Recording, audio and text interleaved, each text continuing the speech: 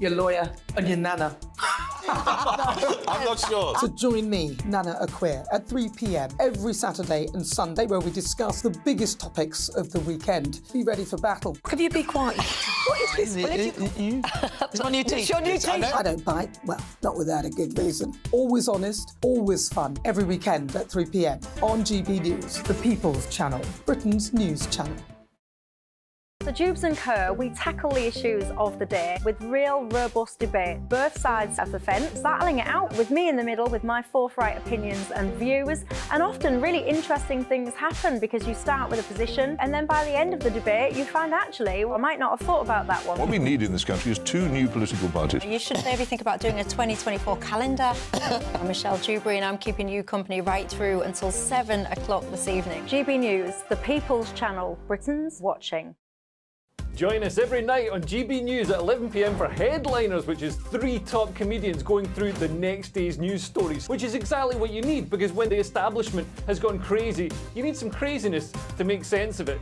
Headliners. You don't have to bother reading the newspaper. We've got it covered for you. Every night at 11 p.m. and repeated every morning at 5 a.m. We won't send you to sleep like some of the other paper review shows out there. So join us 11 p.m. every night on GB News. The People's Channel, Britain's news channel. Who is it? We're here for the show. Welcome to the Dinosaur Hour with me, John Cleese. I was married to a therapist. And you survived? I thought we were getting Hugh Laurie. Second best. You interviewed Saddam Hussein. What's that like? I was terrified. I'm playing strip poker with these 3. Oh! No, thank you. My CDs need to be put in alphabetical order. Are you going to be problematic again? The Dinosaur Hour. Sundays at 9 on GB News.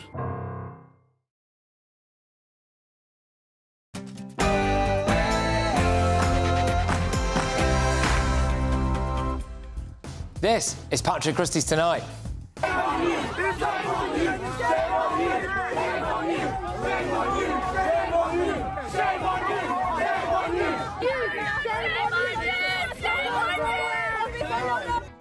Intimidation, extremism and child indoctrination on the streets. I expose what the rest of the media seems desperate to cover up about the pro-Palestine protests. Tonight's shocking footage comes from outside a Labour MP's office in Bethnal Green. Our new Home Secretary wants to outlaw climbing on war memorials. Tonight's controversial clash features one lady who thinks desecrating war monuments is absolutely fine. Is our new Foreign Secretary, David Cameron, a national security threat? Anne Widdecombe gets stuck into that. And Prince Harry's mouthpiece, Omid Scobie's bombshell book, Trashing the Royal Family, is picked apart by royal masterminds Lady C and Phil Dampier. And on my sofa tonight, it is the tempestuous trio of Alison Pearson. We've got Lord Sean Bailey and lovely lefty Amy Nicol. This is Patrick Christys Tonight, and we're live.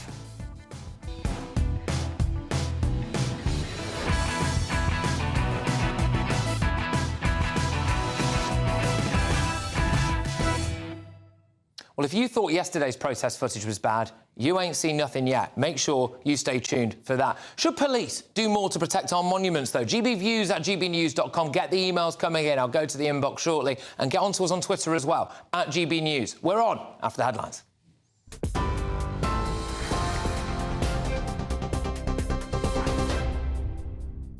Good evening, I'm Ray Addison in the GB newsroom. The Chancellor says the government can't guarantee Rwanda deportation flights will begin next year. That's despite the Prime Minister saying he was aiming for the spring. Downing Street says emergency legislation will be produced in the coming weeks after the Supreme Court ruled it unlawful. Jeremy Hunt says the government is doing all it can to stop the boats.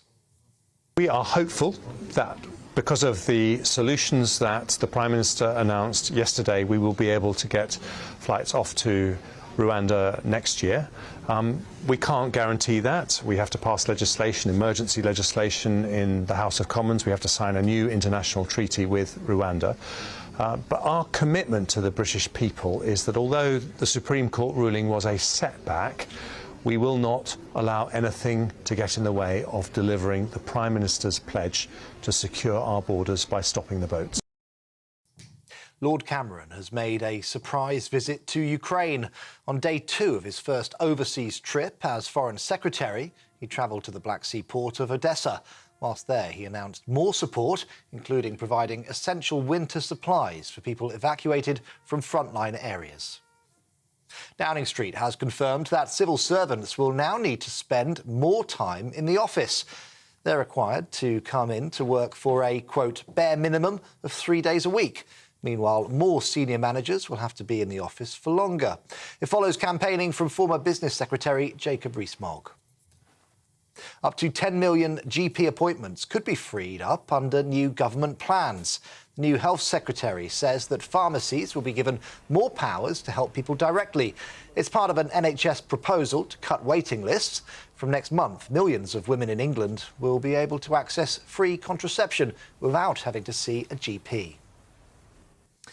Back to the Chancellor, and he says benefit claimants who don't seek employment despite being fit to work will lose access to free prescriptions and legal aid.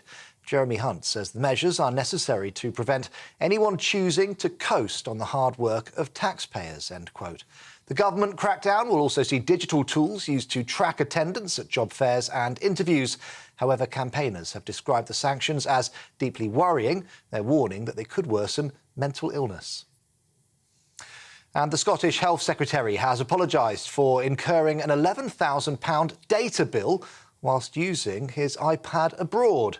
Michael Matheson ran up huge roaming charges while on holiday in Morocco last year. The Falkirk West MSP told Parliament his sons used his iPad to watch football, and he admitted that mistakes were made. He says he'll pay the money back. On TV, online, on DAB+ radio and on TuneIn too, this is GB News. Now let's get straight back to Patrick.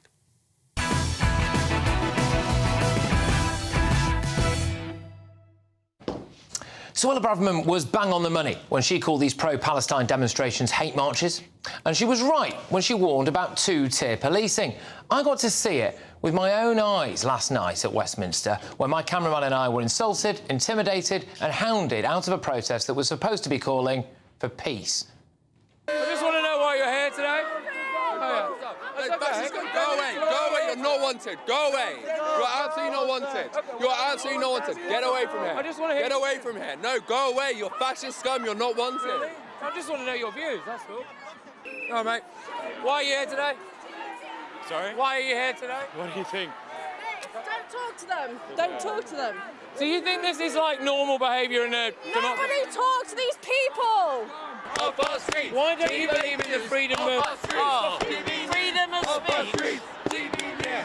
What a GBNews. Off our streets. Wait till you see what I've got coming up shortly. And that footage only shows the vicious scenes that we managed to capture yesterday. The hostility was happening everywhere.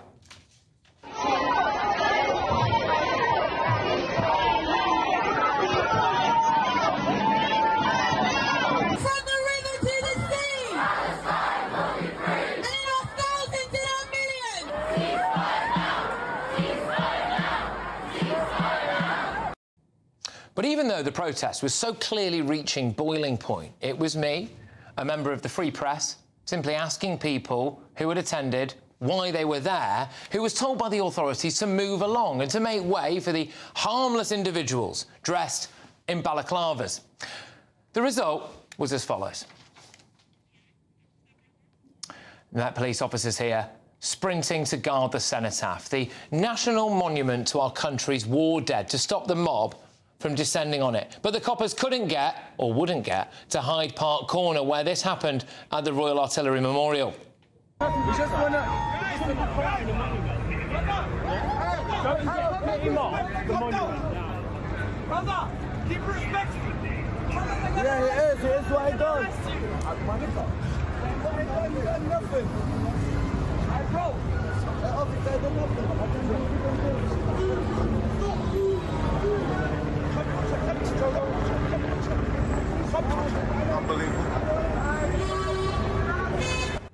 That is simply horrific, but worse has been the response from this country's establishment. Soon after, the Met put out a statement that said, "We know some online have asked why the protesters have not been arrested. Well, there is no law explicitly making it illegal to climb on a memorial, so officers cannot automatically arrest, but they can intervene and make it clear the behaviour isn't acceptable. The videos shared online show them doing that. I'm not sure they do. Meanwhile, there's been radio silence, predictably, from the failed Mayor of London, Sadiq Khan. Well, I wonder if his reaction would be different if the group of thugs had been, say, far right. And the new Home Secretary, James Cleverly, said that the government could change the law, but gave no promises. But it is clearly wrong, and the police have said that they recognise it is deeply disrespectful for people to climb on war memorials. We have made a commitment to review the legislation around public order policing. If we need to take action specifically to give the police more powers, we are looking at doing that. Welcome to 2023, then, here in Britain, where an autistic kid can be arrested for saying a police officer looks like a lesbian, but this kind of mayhem goes unpunished. Two-tier policing? No such thing. And just wait until you see what I've got for you later in the show. Child indoctrination, intimidation of MPs and extremism on the streets, not to mention, of course, the hounding and silencing of the free press. Just allowed to happen. But joining me now is the former head of National Counter-Terrorism Security Office, is Chris Phillips. Chris, thank you very much. Look, I want to get your initial reactions to the police response last night and so far. Two-tier policing, is it? Well, there's certainly disappointing that further actions weren't taken. But you do have to ask yourself that the legislators, the MPs, had a great chance to make some really strong legislation on this offence and chose not to do so. And you also have to just bear in mind that the police are acting on constraint by the CPS and the Ministry of Justice, who are telling them when cases shouldn't be taken to court. So it's not quite as straightforward as saying that.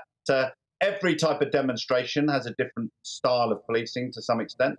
Maybe that's not right, but is it not fair, Chris? Can I just ask, look, is it not fair? They're not afraid of dealing with, you know, the kind of football hooligan types or, you know, people like me who might be there with a camera and a microphone, but they are afraid of inciting a mob. I think society's been afraid of criticising strict Islam, hasn't it? I mean, we've still got a teacher in Batley that's in hiding because of doing his job properly. So I think society generally is fearful about taking on people who have such extreme views, and it's very disappointing. And I think what we should do as a the public, if you like, is make sure that the MPs vote in strict laws to make just the sort of thing that you showed today actually a specific offence, and then the police will have to deal with it. OK, look, thank you very, very much for that. It's Chris Phillips there, who is the former head of National Counter-Terrorism Security Office. He makes a series of interesting points there, and points that I will address throughout the course of this show. Where I was tonight in Bethnal Green was outside a Labour MP's office. She did not vote in favour of a ceasefire, and it sparked uproar amongst the community there. So when he says, OK, well, should MPs vote to pass more laws about things, if that's the kind of reaction they're going to get, then really, are they not going to be intimidated from doing that? And that's before we start on this idea that, well, it happened a bit today, but also tomorrow, children are being brought out of school to attend some of these protests and some of these marches. Is that not a worrying level of indoctrination? But let's get the thoughts of my panel. We've got Daily Telegraph columnist Alison Pearson, we've got Conservative peer Lord Sean Bailey, and author and broadcaster Amy Nicole-Turner. Alison, it does appear that there's one rule for one and one rule for the others here. Yeah, and as you say, Patrick, Suella Braverman was spot on. She said the Met must police without fear or favour. That is a cornerstone of our democracy. If we start suspecting that the police are doing favours for one group, everything starts to fall apart and you encourage vigilantes. I was at the Armistice Day ceremony on Saturday. It was not, the cenotaph was not invaded by far-right yobs. It was extremely peaceful and respectful. I did later see a lot of white working-class lads, some of them up for a bit of a fight, others veterans, former policemen, being kettled aggressively by the Metropolitan Police. I was incredibly shocked, and I then bumped into the pro-Palestine march. They were allowed to do whatever they liked. And I would say what's going on is the Metropolitan Police, they're being like the teacher who wants to be nice with the bad kids and then is losing control. And these marches should be stopped immediately. OK, now, Sean, for me, there's a really key point here about all of this, which is that I wouldn't go to another country and offend something or desecrate something that clearly meant a lot to the people of that country. I also wouldn't like to go around deliberately causing offence to people of different religions in this country. But we've seen incidents where a child at school scuffed a copy of the Quran. His mum had to go to a local mosque and apologise, apparently, to the local community there. But clearly we have an issue where people don't mind climbing on our war memorials and causing offence. Firstly, climbing on a war memorial is an extreme act of disrespect. It is disgusting to have something done like that, and there's two important things that need to happen there. Firstly, Britain needs to find some self-respect. Because what we see now, anything that is British, anything that is establishment is fair game. And it is supported, is regularly attacked by The Guardian, the BBC, etc., etc. The people of Britain need to find a way of expressing themselves against that notion that just because it's British, it's not valuable. That needs to be challenged. And when we talk about the police and why the police didn't arrest people, let's be very clear. The police are not at fault. The police's job is to enforce the law. If there's no law to enforce, they cannot do that. The people who need to respond to this are all sat in Parliament. Now, if they decide they want to respond to it, then the police can respond to it. But the important thing here is the left wing, the press, the Guardians, the BBC, are much more vociferous in fighting their corner. Somebody needs to now fight the corner of ordinary British people, because ultimately the Palestinians will lose support if people here keep misbehaving. Amy, there was a whole section dedicated on a different news channel earlier this evening about whether or not I should even be going to these protests and showing what the reality is there, whether or not all of this stuff is my fault. What I would say is I'm just walking around showing people the reality of it all. Do you think that people like me should stay away? Are we inflaming the situation? I think they were out of order to you and they shouldn't have threatened you, obviously. But I do think that you have said things to inflame the situation. On previous weeks, you have openly referred to them as hate marches. People have probably seen you do that. So it's not surprising to me that you didn't get the warmest of welcome. But I don't want to defend the treatment that you received. But I also want people to understand why people are marching and get away from this whole, which is veering into an undertone of Islamophobia constantly throughout the past few weeks. People are marching because of what's happening in Gaza. You talk about hostility. 50% of the buildings in Gaza have now been flattened. People can't get aid, the roads, the infrastructure. Babies are suffocating in their incubators. There are images of babies dying in hospitals. Can I finish my point for once in my life? Simply, it's biased. How come you always can? Because it's biased. Because it is not. If you look at it from the other way, you could show equally wicked pictures. And let's be very clear about this. The start point of this was an act of terror. That was not the start point. It was an act of terror. And if anybody wants to stop this, the first thing people could do if they want a ceasefire, the first thing they could do is ask for the hostages to be given back. There are plenty of acknowledgement to those hostages. There are Jews on that march. There are old, there are young, there are men, there are women. Most Jews in London do you know, I was speaking to a Jewish person earlier. Most Jews in London are too scared to go into the centre of London. So don't say there are Jews on that march. It's not most. Only 9% of people are in favour. Alison. Say it is Islamophobia, as you said. We cannot be prevented from criticising these people who are spreading... These people? No, they are spreading... These people, they are spreading hatred. One banner said the white side of history, with a picture of the Union Jack and the American flag, and the right side of history, which had the Palestine flag. These people, they Alison, are you can take extremes. You can take extremes from either side. From your counter-protest, there was a man with a swastika tattoo. Let's leave... the extremes alone. Let's look at the centre of this and why people are marching. Why is this the most widely attended march since 2003? Why is it? It's because people are sick of seeing pictures of children dying. I'm not sure that is not a left-wing value, by the way. You don't have to be a lefty to care about those issues. Children are dying on both sides of this. Look, just because I want to get something else out of you before we move on, because I'm going to show some clips throughout the course of this show. I was in Bethnal Green today. We'd seen children being brought out of school to attend these marches. We've seen very intimidating scenes outside an MP's office because they refused to vote for a ceasefire. But one thing, Sean, that gets me whenever I turn up to these things, and clips are coming soon. When I come to these things, I ask very straightforward questions. why are you here? What does Free Palestine mean? And they want to shut me down straight away. They won't answer, or beyond shouting things like fascist or Free Palestine or ceasefire now, they've got nothing. And that's the point, isn't it? If these people, let's be very clear, there are innocent people who have died in Palestine. They need humanitarian relief immediately. But you can't get to these things if people are going to be polarised and if people are not going to accept that things are happening incorrectly on their side.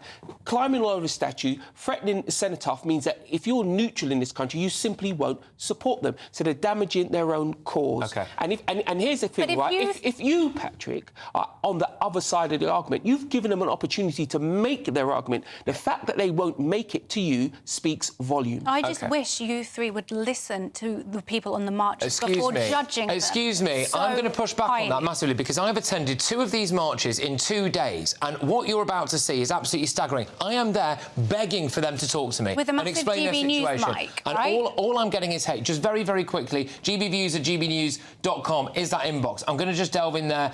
Patrick, criminal damage is taking place in our streets, says Neil. He's very, very angry.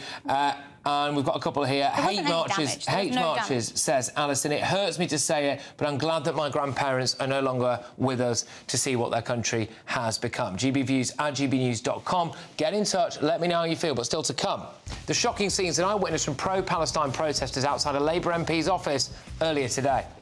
Why are you here? Shame on you! Shame on you! Shame on you! Shame on you! Plus, my royal masterminds Lady C and Phil D tackles Sussex cheerleader-in-chief Omid Scobie's claims that Prince William ignored Harry's calls while their grandmother lay dying. But up next in the clash, after shocking scenes of disrespect in central London last night, Henry Bolton and Jenny Barnett go head-to-head, asking whether it should be made illegal to scale our war monuments. One of them, and I think you might be able to guess which one it is, thinks it's absolutely fine. Stay tuned.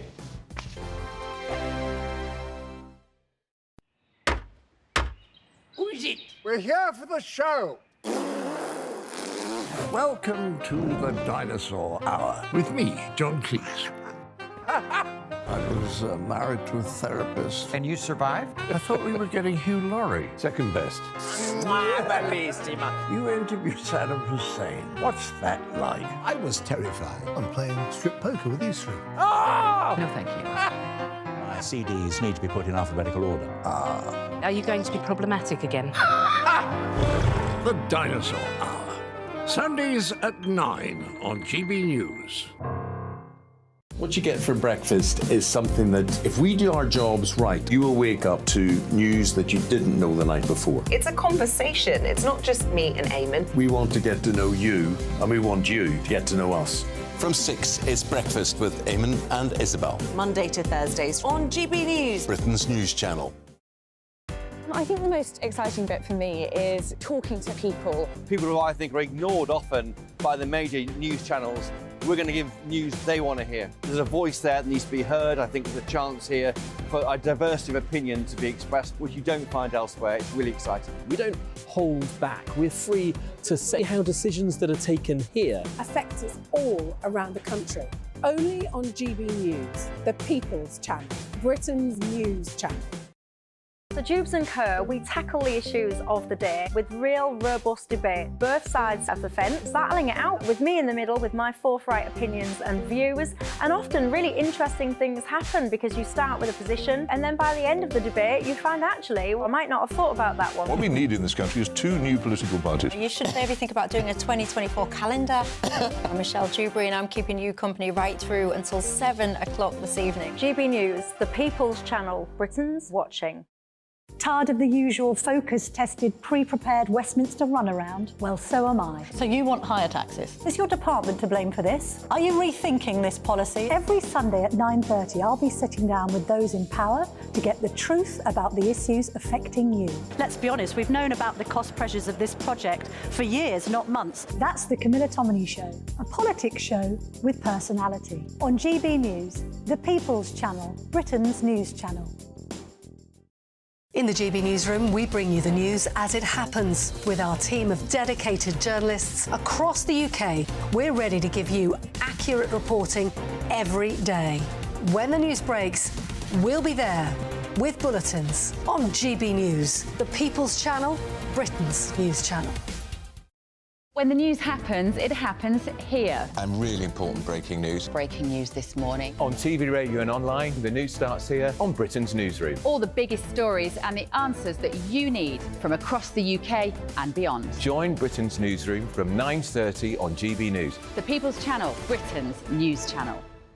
GB News, unlike other broadcasters, isn't obsessed with the London-Westminster bubble. We think there's a nation beyond the M25, and that's why we talk about the issues that matter across the land. Join me on State of the Nation, 8 to 9 o'clock, Monday to Thursday, on GB News. Daisy's listening, and you should too.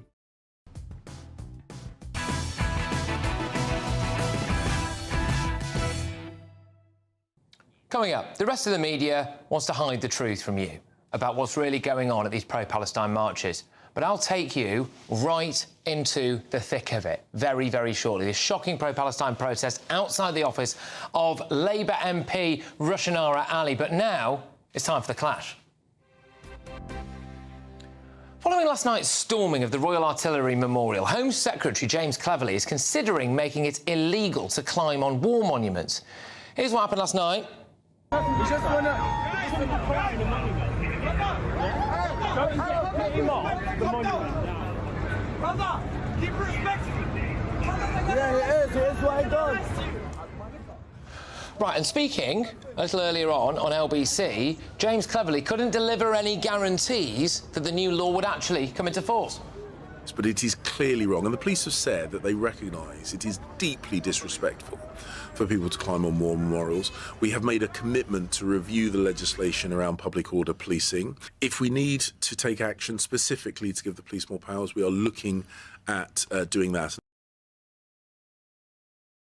There we go, exactly. But look, what do you think? Should we urgently change the law to stop thugs from climbing on our war memorials? Let me know your thoughts. Email gbviews@gbnews.com, and the inbox is absolutely on fire in front of me as we speak. Patrick, we need a new law right now, says Gary, but James just wants the police to enforce the law they've already got. You can tweet us as well, at GB News, and while you're there, go and vote in our poll. I'll bring you the results shortly. But to debate this, go head-to-head, I'm joined by national security expert Henry Bolton, TV presenter Jenny Barnett. Both of you, thank you very, very much.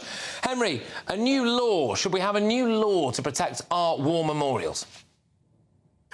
In a word, Patrick, yes. I believe that this proves the need for a specific law. However, I would take big issue with Sir Mark Rowley. There is a law that could have been used, and that is Section 5 of the Public Order Act 1986, which states quite clearly that it is an offence to use threatening, abusive or insulting words or behaviour or disorderly behaviour. And if a police officer in uniform, slightly weak, because I'd like to see one specifically to protect our war memorials. On Saturday, I went to visit the cenotaph, and I was absolutely outraged because it had a ring of steel around it. These are memorials to soldiers, sailors, airmen and Marines and civilians who gave their lives protecting this country and its way of life. And here we are in London protecting these memorials, their memorials, from people who are complaining about wars in other lands. We do not need conflict from other parts of the world on our streets. We don't want it, and if it comes here, then we need to deal with it. And if we need specific laws, let's do it. The War Memorial, by the way, Patrick, Henry, I'll go back to you. Embodies, as was said earlier, 50,000 dead British servicemen. It does. And it's been treated with the most appalling disrespect. That needs to end. It does. Henry, I will come back to you, don't worry, but I really want to get the views of Jenny on this, because, Jenny, I think you've got quite a radically different view, haven't you? Do you think it's fine for people to climb on them? It's not that I think it's fine to climb on monuments, but would you tear people off the lines in Trafalgar Square? You're arguing that war memorials have to be protected. I'm saying stop the war. Stop having fights and wars, and stop defending the EDL, who were chased by the police, and let people protest. When you are standing on top of a howitzer that was put up in 1925, clearly we've got to a state where the polarisation of what's going on is very, very great. And whether you're Jewish, Catholic, Muslim, whatever. Can I get you specifically, though, Jenny? Jenny, I appreciate your points, but can I get you specifically on this war memorial stuff there? It's all very well and good saying stop the war, but the war hasn't stopped and people are climbing on memorials. So, but you're all right, are you, Jenny, with this idea that they should be able to climb on them? Yes, I think that when people are bubbling over, when weak government is not doing what it should do, when Sorella Braverman was trying to get laws passed, Parliament said, we don't want to have this. The police are in the middle of it. They don't know what to do. Cleverly is weak. As long as you have a weak society, you will have people bubbling over and doing number swap. OK, Henry, look, Jenny clearly saw the kind of footage that many people saw last night. Many people were outraged by it and thinks that's fine.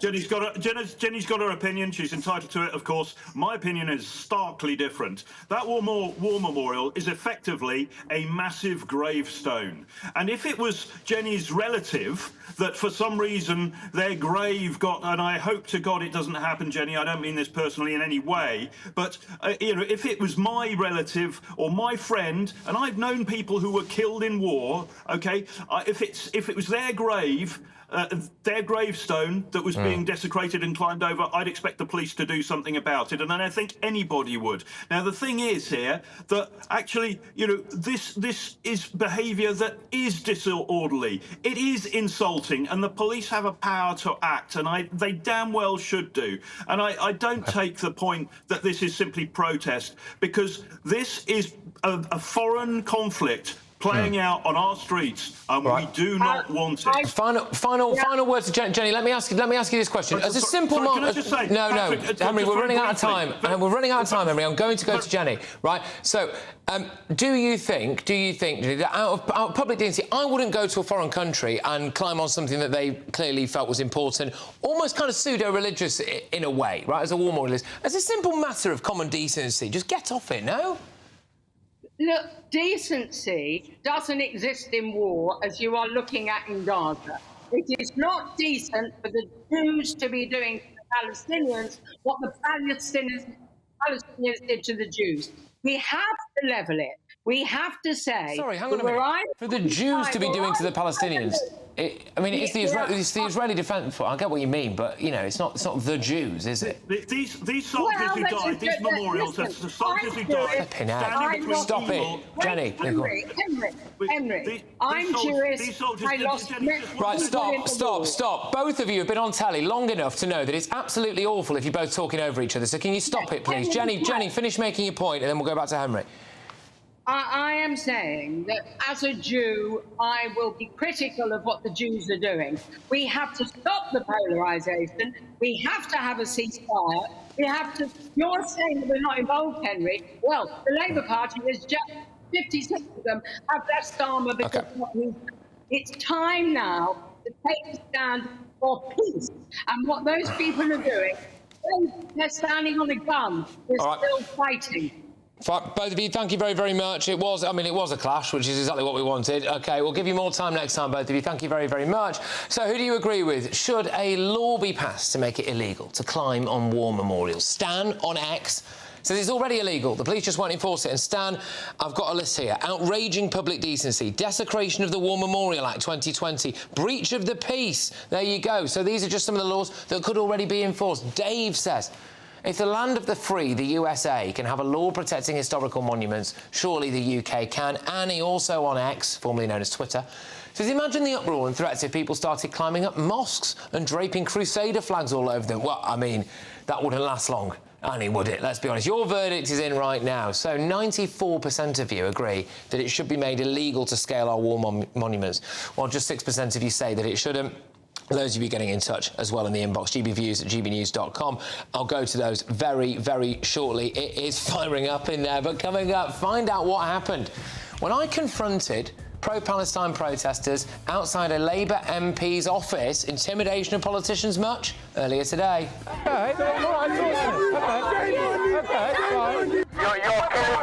You're killing babies. If for the record, I'm not killing babies, but there we go. But next, with Sussex lapdog Omid Scobie dropping his latest hit piece on the royal family, claiming that William ignored brother Harry on the day that the Queen died, well, there is plenty for our royal masterminds to get their teeth stuck into. Lady Colin Campbell and Phil Dampier, they join me next. Don't go anywhere. I think the most exciting bit for me is talking to people. People who I think are ignored often by the major news channels. We're going to give news they want to hear. There's a voice there that needs to be heard. I think there's a chance here for a diversity of opinion to be expressed, which you don't find elsewhere. It's really exciting. We don't hold back. We're free to say how decisions that are taken here affect us all around the country. Only on GB News, the People's Channel, Britain's news channel. There's only 3 people you can trust in life. Your doctor, your lawyer, and your nana. I'm not sure. So join me, Nana Aquare, at 3 p.m. every Saturday and Sunday, where we discuss the biggest topics of the weekend. Be ready for battle. Could you be quiet? What is this? It's my new teeth. It's your new teeth. I don't bite. Well, not without a good reason. Always honest, always fun. Every weekend at 3 p.m. on GB News, the People's Channel, Britain's news channel. So Jubes and Co, we tackle the issues of the day with real, robust debate, both sides of the fence, battling it out with me in the middle with my forthright opinions and views. And often really interesting things happen because you start with a position and then by the end of the debate you find actually, well, I might not have thought about that one. What we need in this country is 2 new political budgets. You should maybe think about doing a 2024 calendar. I'm Michelle Dewberry and I'm keeping you company right through until 7 o'clock this evening. GB News, the People's Channel, Britain's watching. Join us every night on GB News at 11 p.m. for Headliners, which is 3 top comedians going through the next day's news stories, which is exactly what you need, because when the establishment has gone crazy, you need some craziness to make sense of it. Headliners. You don't have to bother reading the newspaper. We've got it covered for you. Every night at 11 p.m. and repeated every morning at 5 a.m. We won't send you to sleep like some of the other paper review shows out there. So join us 11 p.m. every night on GB News. The People's Channel, Britain's news channel. GB News, unlike other broadcasters, isn't obsessed with the London-Westminster bubble. We think there's a nation beyond the M25, and that's why we talk about the issues that matter across the land. Join me on State of the Nation, 8 to 9 o'clock, Monday to Thursday, on GB News. Daisy's listening, and you should too. Every Sunday from 11, join Michael Portillo. There will be topical discussion, looking at the week before and the week to come. So kick back and relax at 11 a.m. on Sundays on GB News with me, Michael Portillo. GB News, the People's Channel, Britain's news channel. I'm Andrew Doyle. Join me at 7 o'clock every Sunday night for Free Speech Nation, the show where I tackle the week's biggest stories in politics and current affairs with the help of my 2 comedian panellists and a variety of special guests. Free Speech Nation, Sunday nights from 7 on GB News, the People's Channel, Britain's news channel. Tired of the usual focus-tested, pre-prepared Westminster runaround? Well, so am I. So you want higher taxes? Is your department to blame for this? Are you rethinking this policy? Every Sunday at 9:30, I'll be sitting down with those in power to get the truth about the issues affecting you. Let's be honest, we've known about the cost pressures of this project for years, not months. That's the Camilla Tominey Show, a politics show with personality. On GB News, the People's Channel, Britain's news channel.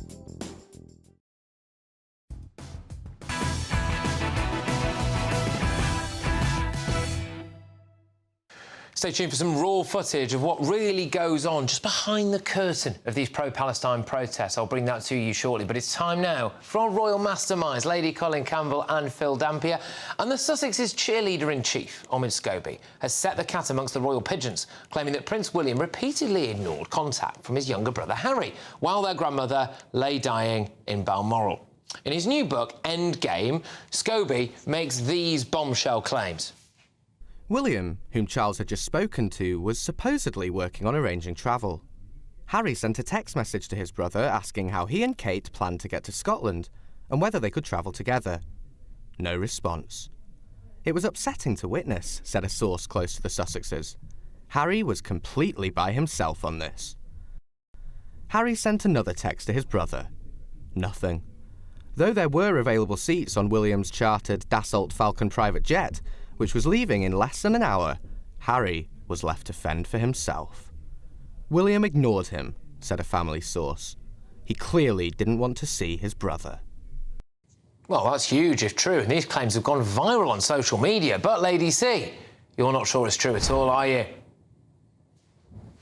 Well, the reality is, if William was not taking his test, the fact of the matter is he could have got in touch with his uncles because they all went up together. And, you know, amid scabies, yet again, is twisting facts to come up with a narrative that when you examine it, it doesn't make sense. And my understanding at the time, and I'm not the only person who heard this as well, was that Harry wanted to bring Meghan. Harry, by Scabies' own account, had heard the news from his father.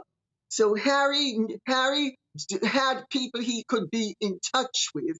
He did, you know, William wasn't stymieing him. And Harry wanted to inflict Meghan upon them. And they refused to have Meghan. And Harry is the one who delayed making the flight, and then found himself marooned, having made them late, because there was a 2-minute time difference between when the Queen actually died and when that plane took off. OK. Now, Phil, I'll bring you in, because a lot of people just think that Omid Scobie, when he writes stuff, it's actually Prince Harry saying it. So is this just another attack by Harry on the royals? Yeah, good evening, Patrick. I'm reading tonight online that sources close to the Sussexes are saying that they've got nothing to do with this book, Endgame. But, of course, they said that about Finding Freedom, didn't they? Omid Scobie's first book that he wrote with Caroline Durand all those years ago. And then Meghan had to admit in court that she had told aides to brief them. So I take that with a pinch of salt. But he's certainly right about one thing when he says that William regards Harry as a defector. I think he's got that right, you know, for a change. Omid has got something right. But you know, it's pretty thin gruel, to be honest. I mean, I think we knew all about this confusion on the day that the Queen died. It's not that new. If this is the best that the book has to offer, then maybe the Sussexes didn't have anything to do with it. It's quite possible. It's not being serialised over here, by the way, that we know of. And People magazine, I would have thought, if they paid big bucks for this, they would have expected a bit more than just a sort of bit of confusion about what happened on the day the Queen died. Lady C, I know that Omid Scobie really keeps a close eye on what we say here at GB News. What would your message to him be? Well, I hope he keeps on flogging that dead horse and hopes it wins the race, because it's going to make him a lot of money, but it's ruining his reputation. But, you know, I mean, Harry and Meghan can deny till they're blue in the face that they had nothing to do with the book. But of course, their fingerprints are all over it. How else would Scabies have known many of the things that he says, unless he's making them up? So are Harry and Meghan defaming Scabies by saying he's a pathological liar? Or have they been looking in mirrors and maybe seeing reflections that are very Oprah-esque? OK. Now, the Prince of Wales was out and about up north today. It's our second royal story for you, visiting a food bank and community hub in Manchester before meeting the large crowds who gathered to greet him. So this comes just 2 days after King Charles launched his own Coronation Food Project, aiming at helping those who go hungry and to reduce food waste. So it's all very worthy stuff, right? It's the kind of stuff that the royals do. They go out and about. Admittedly, most people on their birthday don't essentially end up at a food recycling plant, but thus is the job of a king. But Phil, are father and son locked in some kind of royal PR battle here? Are we going to end up seeing them trying to one-up each other left, right and centre? I have to be honest, Patrick, I don't think so. I don't have a problem with this, really. I mean, a few years ago, they decided they would try and merge their press offices. We had Buckingham Palace, Kensington Palace, all under the same roof. It didn't really work. I mean, sometimes they do have clashes, but I think we're in a situation now where there's so few working royals, to be honest, that they're not normally trampling on each other's toes. And I think William and Charles are now so close that, you know, they don't even have to talk to each other. They know roughly what each other's doing. And I don't think there's any sort of one-upmanship. They're very much joined at the hip now. They're singing from the same song sheet. And with Harry and Meghan not there, they are very much the future of the monarchy, and they've got to look after each other. So I don't think Charles is going to be upset by anything that William and Kate do. In fact, I think he likes the fact they take some of the spotlight. Yeah, well, this is it, Lady C. Please tell us that we're not going to end up with another royal rift here, where we end up with, William and Charles falling out. I mean, come on.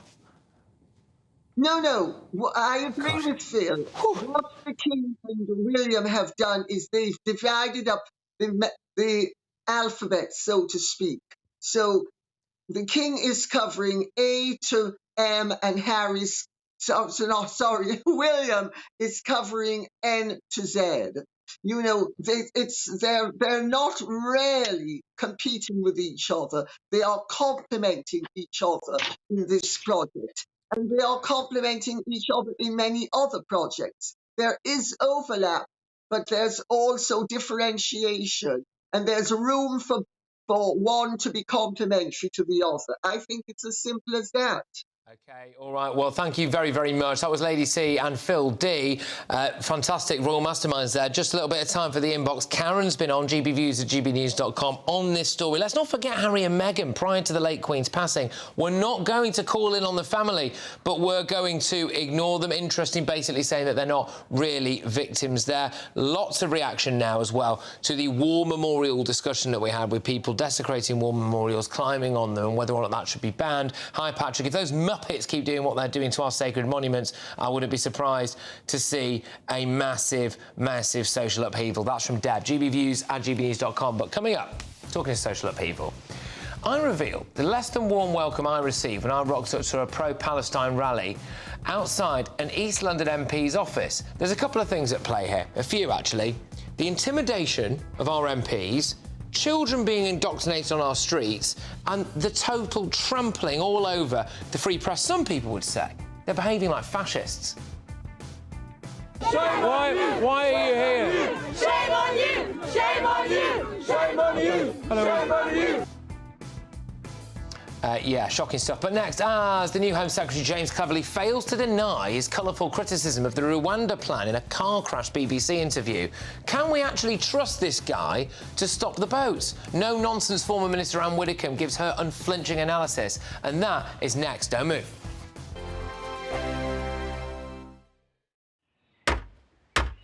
Who is it? We're here for the show. Welcome to the Dinosaur Hour with me, John Cleese. I was married to a therapist. And you survived? I thought we were getting Hugh Laurie. Second best. You interviewed Saddam Hussein. What's that like? I was terrified. I'm playing strip poker with these three. Ah! No, thank you. My CDs need to be put in alphabetical order. Are you going to be problematic again? The Dinosaur Hour. Sundays at 9 on GB News. Tired of the usual focus-tested, pre-prepared Westminster runaround? Well, so am I. So you want higher taxes? Is your department to blame for this? Are you rethinking this policy? Every Sunday at 9:30, I'll be sitting down with those in power to get the truth about the issues affecting you. Let's be honest, we've known about the cost pressures of this project for years, not months. That's the Camilla Tominey Show, a politics show with personality. On GB News, the People's Channel, Britain's news channel. In the GB Newsroom, we bring you the news as it happens. With our team of dedicated journalists across the UK, we're ready to give you accurate reporting every day. When the news breaks, we'll be there with bulletins on GB News, the People's Channel, Britain's news channel. Now then, Lee Anderson here. Join me on GB News on my show, The Real World, every Friday at 7 p.m. I'm not eating bloody cat. Are you Delicious. mental? Put in your mouth. OK, here comes a train. Reminds me of the scene in Singing in the Rain. Adam, is that a good one? Whoa! Join me at 7 on GB News, Britain's news channel. I'm Andrew Doyle. Join me at 7 o'clock every Sunday night for Free Speech Nation, the show where I tackle the week's biggest stories in politics and current affairs with the help of my two comedian panellists and a variety of special guests. Free Speech Nation, Sunday nights from 7 on GB News, the People's Channel, Britain's news channel. GB News, unlike other broadcasters, isn't obsessed with the London-Westminster bubble. We think there's a nation beyond the M25, and that's why we talk about the issues that matter across the land. Join me on State of the Nation, 8 to 9 o'clock, Monday to Thursday, on GB News. Daisy's listening, and you should too. I think the most exciting bit for me is talking to people. People who I think are ignored often by the major news channels. We're going to give news they want to hear. There's a voice there that needs to be heard. I think there's a chance here for a diversity of opinion to be expressed, which you don't find elsewhere. It's really exciting. We don't hold back. We're free to say how decisions that are taken here affect us all around the country. Only on GB News, the People's Channel, Britain's news channel.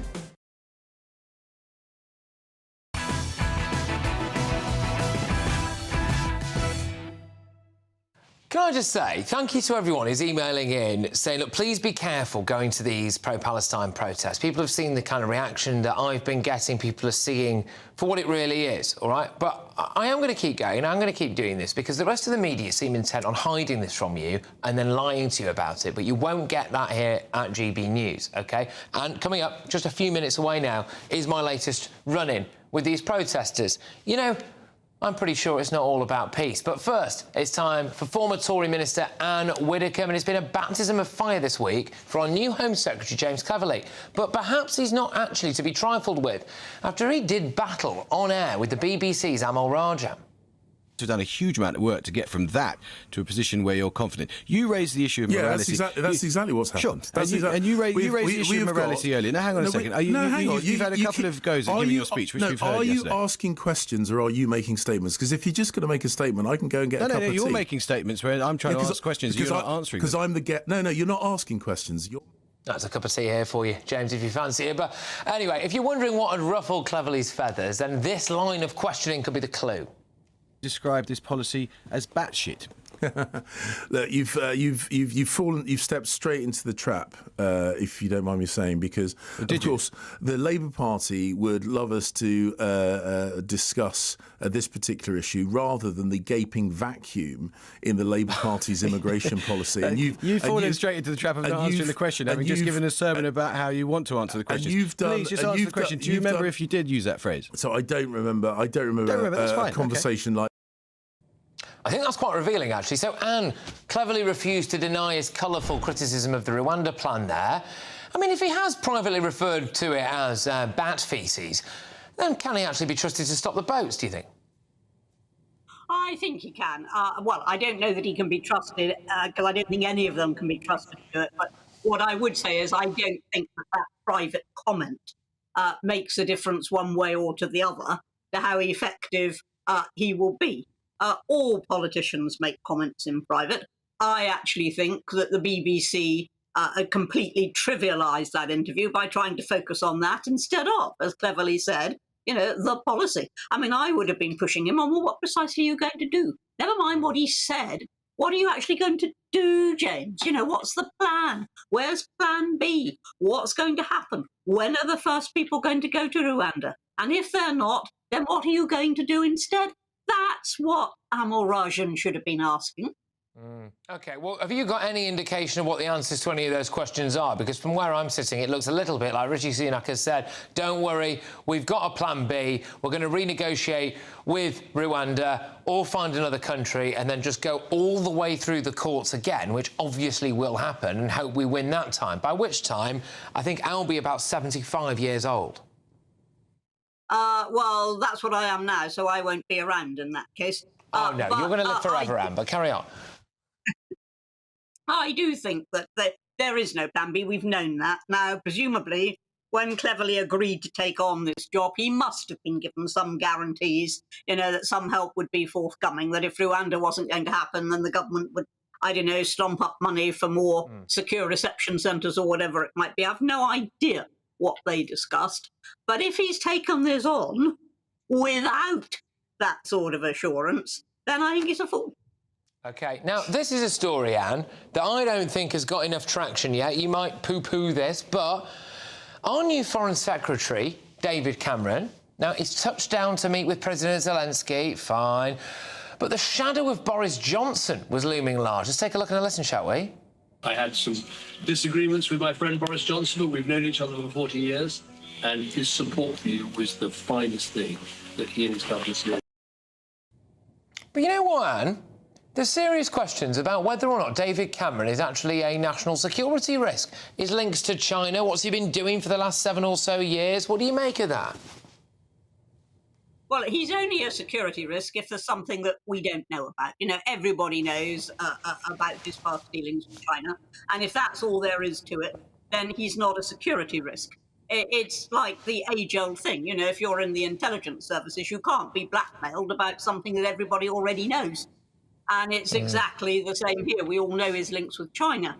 But what I do think is that when his business interests are fully declared, as they will have to be, now he's a member of the House of Lords, that will be gone over with a fine tooth comb by the press. But I don't think one should say he's a security risk unless you've got information that I haven't got, and there's something that you know that the rest of us don't, in which case, yeah, he might. OK, interesting. Now, look, I've got to get you on this one, Anne, right? Because, I mean, this made me chuckle, OK? I think you know what's coming, don't you? So, just months after their bosses resigned in disgrace after debanking Nigel Farage due to his political views, Coutts, the bank, right, has been named Europe's Best Bank for Diversity and Inclusion at the Global Private Banking Awards in London. And this has got to be a wind-up. Well, first of all, it makes a complete farce of the awards because they don't include people who disagree with their own point of view. Indeed, far from including them, they try and get rid of them, as has been amply demonstrated. So no way are they inclusive. But secondly, you know, this is the bank that royalty use. Isn't it rather vulgar to go after these awards? Oh, so you don't even think they should be at the awards? You see, I'll take any award I can get, and that's probably because I haven't really won any. You know, I just need to get my hands on something. I'm not the Royal Bank, am I? Yeah, that's true, yeah. But do you not think that it just shows, though, doesn't it, that actually what a lot of these banks care about is, you know, you can have your CEO or whatever it is resigning in disgrace and, you know, they're not getting the big payoff and massive negativity in the media and all of that stuff. But as long as you win your reward for diversity and inclusion, everything's A-OK. I just can't believe it. They do not include people who disagree with them. I mean, that is a straightforward statement of their position as demonstrated in their emails. Not something I'm saying, something they say about themselves. You know, he doesn't agree with our values. Oh, right, OK. That's inclusive, is it? And thank you very, very much. We will always make sure we're inclusive for Anne Widdecombe here. There we go. Right, look, loads of emails coming in, gbviews@gbnews.com. Patrick, wear a stab vest at the next one of these protests that you go to. Well, I'm not sure I really will do that. You shouldn't need to do that on the streets of Britain, should you? But coming up, a new series of The Crown shows that William and Harry are missing a call from their distressed Princess Diana on the day that she died. Has Netflix now reached a new low? Princess Diana's former butler and confidant, Paul Burrell, gives his exclusive reaction. That's in the next hour. But yes, next, I bring you the latest shocking pro-Palestine protest that saw me mobbed just for asking questions about whether or not they're intimidating MPs and indoctrinating children outside a Labour MP's office. Okay, fine. You're killing babies, you're killing babies. My ears are ringing from that megaphone, but hundreds of young school children were taken out of school to go on a march today, and a mob tried to intimidate a Labour MP. I say enough is enough. That's next. Good evening, Alex Burkill here again with your latest GB News weather forecast. Whilst for many tomorrow is going to be a largely dry day, we do have some rain to get rid of first this evening. That's in association with a front that's pushing its way from west to east. It has already brought some heavy rain across parts of Northern Ireland earlier today and is now pushing into western parts of Scotland, England and across Wales too. Some heavy outbreaks as it makes its way eastwards, but the rain should break up somewhat through the night. Some parts of northeast Scotland will stay largely dry with clear skies, some mist, some fog and some frost here. Elsewhere, clear skies behind the rain will allow temperatures to take a bit of a dip, so a chilly start on Friday morning with some patches of fog, perhaps even some freezing fog in some spots too. Any fog should largely clear as we go through the morning, and it should be a mostly fine day. Plenty of sunshine too, just a few showers most likely towards western parts of England, perhaps Wales, but these will ease as we go into the afternoon. Notice then some more cloud and some rain pushing its way in from the southwest later on. Temperatures for many stay a little bit higher than today, still a little bit of a chilly feel towards the north, turning milder towards the southwest. Then wet and windy weather spilling across all parts as we go overnight into Saturday, so it does look like it's going to be a fairly unsettled weekend. The greatest impacts from the rain will be in the southwest, where we have already saturated ground, but then as we go through Sunday and into Monday, it's going to be a bit more showery, so some drier spells in between the rain and temperatures dipping after a mild start to the weekend.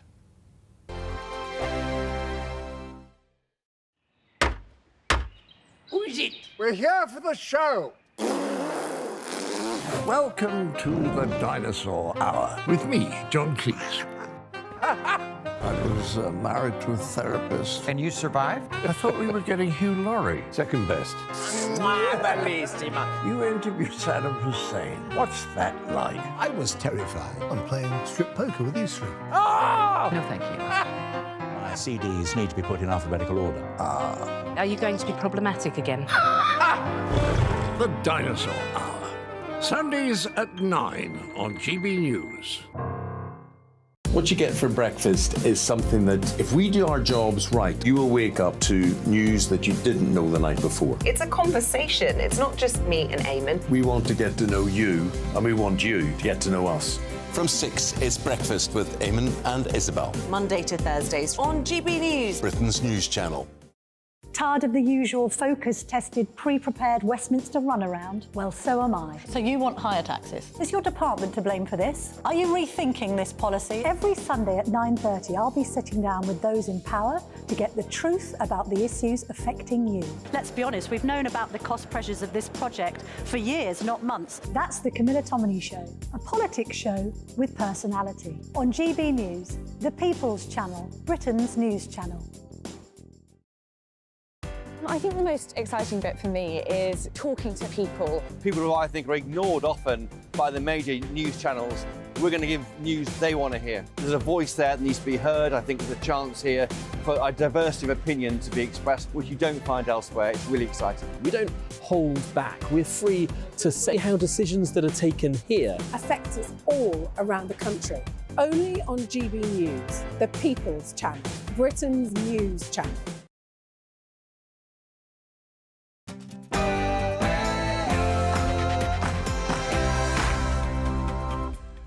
Here we go. This is Patrick Christys Tonight.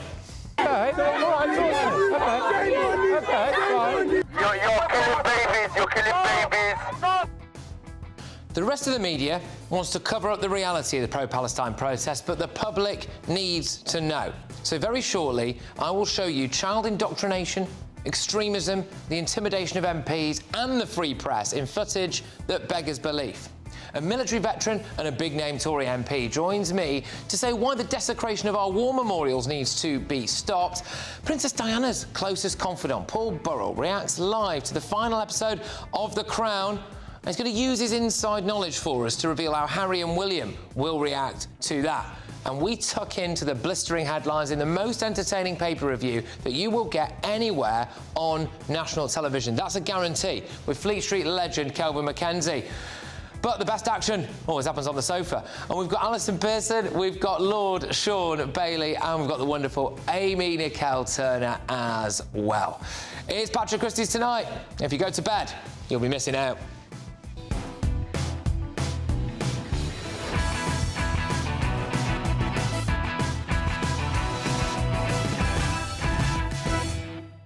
All right, look, if you thought that yesterday's protest footage was bad, you ain't seen nothing yet. You've got to stay tuned for that. Have pupils as well who apparently ditched school to go on pro-Palestine marches been indoctrinated? gbviews@gbnews.com is the email. Get on to us now on Twitter @GBNews. I want to hear from you. We really are the People's Channel. That's why we show you stuff that other media outlets won't, and that's coming your way after the headlines.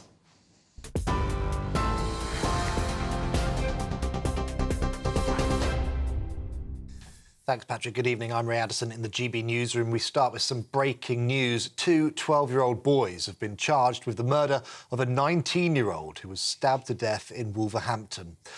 Sawn Sisahai was attacked on Laburnham Road on Monday night.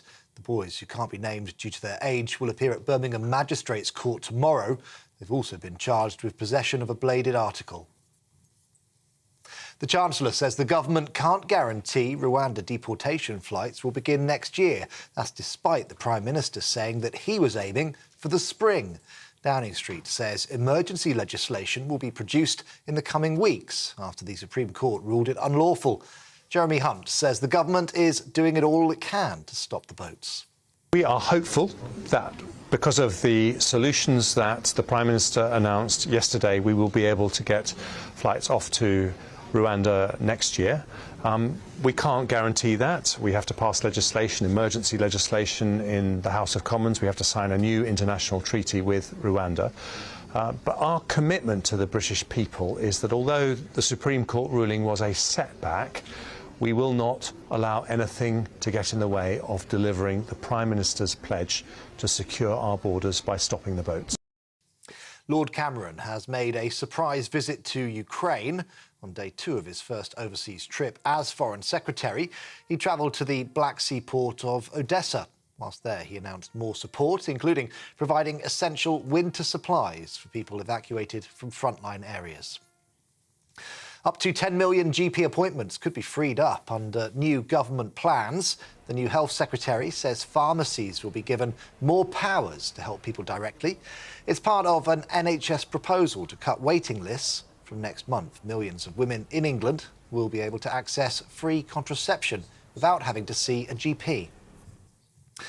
The Chancellor says benefit claimants who don't seek employment despite being fit to work will lose access to free prescriptions and legal aid.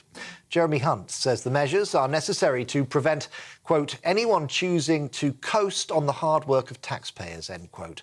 The government crackdown will also see digital tools used to track attendance at job fairs and interviews. However, some campaigners have described the sanctions as deeply worrying. They're warning that it could worsen mental illness. And Downing Street has confirmed that civil servants will now need to spend more time in the office. They're required to come in to work for a bare minimum of 3 days a week. Meanwhile, more senior managers will have to be in the office for longer. It follows campaigning from former Business Secretary Jacob Rees-Mogg. This is GB News across the UK on TV, in your car on digital radio and on your smart speaker by saying, play GB News. Now let's get back to Patrick.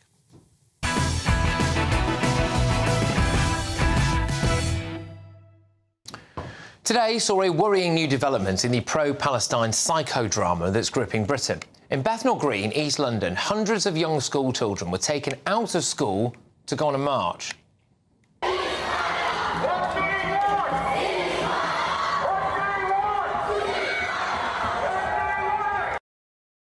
Well, tomorrow you can expect a lot more of this. Why? Well, because there are calls for school children across the country to go on strike and to take to the streets. Some of the children in videos that we've seen here at GB News but chosen not to publish to protect the identity of the kids involved look incredibly young. Now, it's not clear whether or not their teachers joined them on these marches, but there was a second march in Bethnal Green and Tower Hamlets this evening. Because the local MP, Rushanara Ali, voted against a ceasefire last night. It wasn't long before a wanted-style poster of her had been printed, and a march was organised to her office. So we have two things going on here, don't we? OK? The possible indoctrination of children, poisoning their minds with potentially radical, potentially anti-Semitic views dressed up as support for a humanitarian cause, and the attempt to intimidate members of Parliament. What is interesting is the demographics of Rushanara Ali's constituency. They're important here, I think. According to the 2021 census, 41.2% of people living in Bethnal Green and Bow are Muslim, more than double the amount of the second highest religious group, which is Christianity. Well, yesterday, I went to a demonstration outside Westminster, and as we all know, that got nasty quick. This guy wanted to talk. He approached me. Well, after seeing school children bunking off school and seeing a wanted poster of an MP, and I experienced, of course, what happened in Westminster yesterday, I thought that I'd check out this protest tonight as well. I just asked why you're here. No, don't talk to journalists. Why shouldn't people talk? Why are you here? Shame on you! Shame on you! Shame on you! Hello. Shame on you! Shame on you! Shame on you! Shame on you! We have to explain to them why we are here in a civilised manner. Roshanara Ali, everyone else in the establishment is condoning the genocidal murder of Palestinians. Shame on you! Shame on you! Shame on you! Shame on you! Shame on you! Shame on you! Shame on you! Why? Shame on you! Tell me why. You're killing babies. You're killing babies.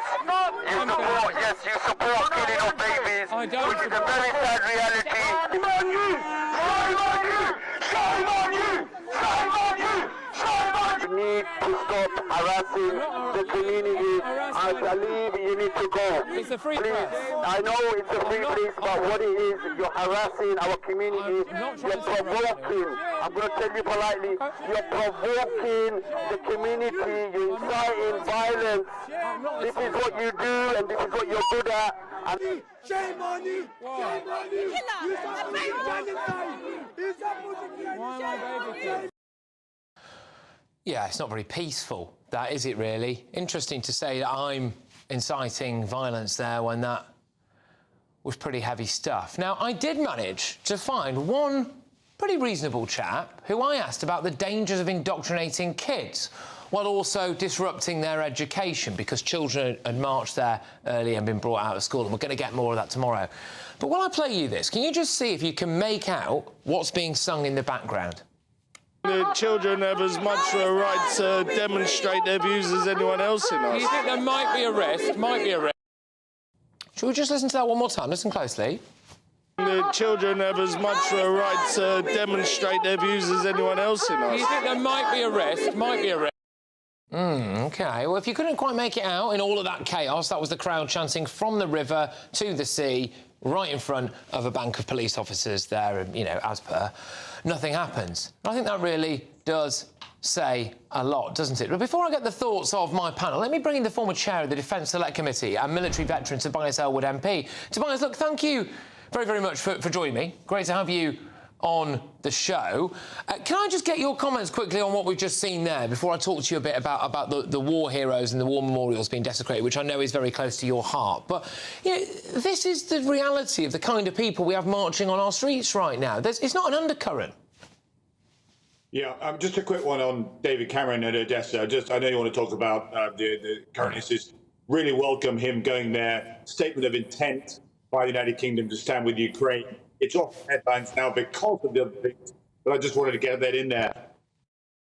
It really is worrying how binary this debate is becoming. It's dangerous in the way of where it's actually heading. You know, I support Israel's right to defend itself, to destroy Hamas, but by the same breath, I also am critical of the tactical utility of force and what it's doing with the number of civilian deaths.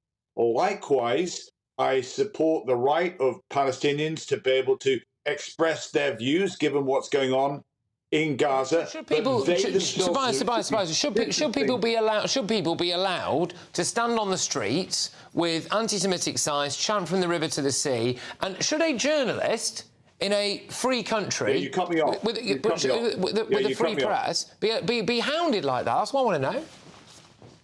No, you cut me off because I hadn't completed the other part of that. Is which they should not then they should then distance themselves from these anti-Semitic banners, these anti-Semitic slogans, and certainly they should not be taking children out that have yet to understand the wider geopolitical pictures here, taking them out of schools. Schools are exactly where you get the education to be able to think for yourselves, not be told what to think. And I do really worry, even on the whole issue of the ceasefire itself, as to how binary that's become in the vote last night, where people are not able to appreciate perhaps the nuance between a ceasefire and a humanitarian pause. And this is the danger that we're actually heading towards at the moment. is that it's becoming so simplified. You're either in favor of a ceasefire or you're in favor of war to continue. That is not only misleading, it's actually provocative. Last night, the UN passed a vote last night on a humanitarian pause, not a ceasefire. And yet all that you've been describing today, all those demonstrations you've been going for, are calling for a ceasefire.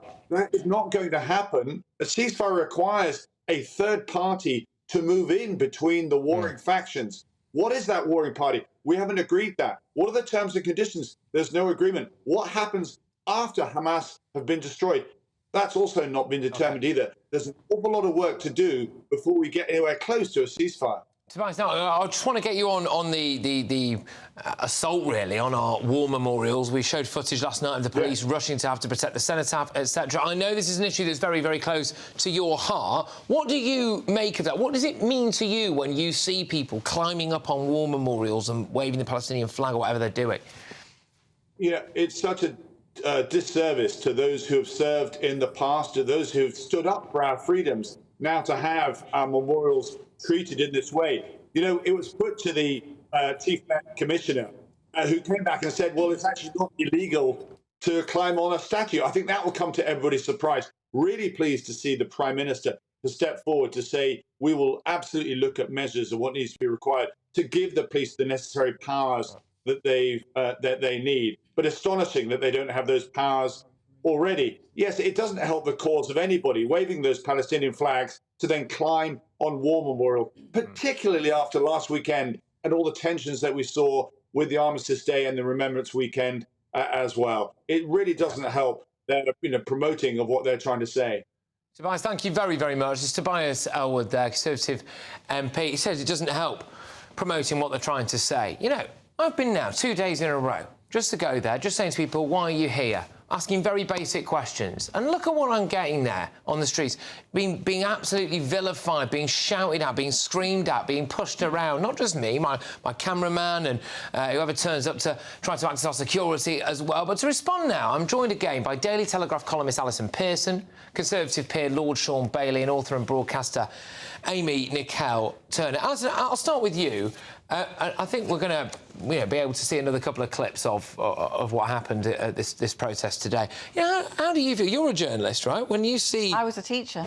Right. I started out as a teacher. So what we're seeing, Patrick, is radicalised indoctrination of kids in that march. It's incredibly disturbing, and I'm afraid this is the failure of multiculturalism in our society. Those kids should not be being taught anything like this in schools. The idea that they're being taken out of school on a strike in support of a sectarian cause on Friday is just, it's astonishing. We saw it, what looked like a teacher may not have been one white woman in the long parade of Muslim children leading the chanting from the river to the sea, a genocidal chant. So it's... Can I Amy. ask you a question? Because I feel in all this, you were talking about being vilified by the marches, but I think you vilify the marches as much as they... I think it's a mutual thing. When I turn up to the marches and see what I see and experience what I see, I don't understand how you want me to react to that. This is an example. When you say you hear the chant from the river to the sea, now, there are two ways to interpret that, and you know that, and I know that. I don't really think that's true. From the river to the sea can mean free Palestine from Israeli occupation, let Palestinians have equal rights and be a secular state.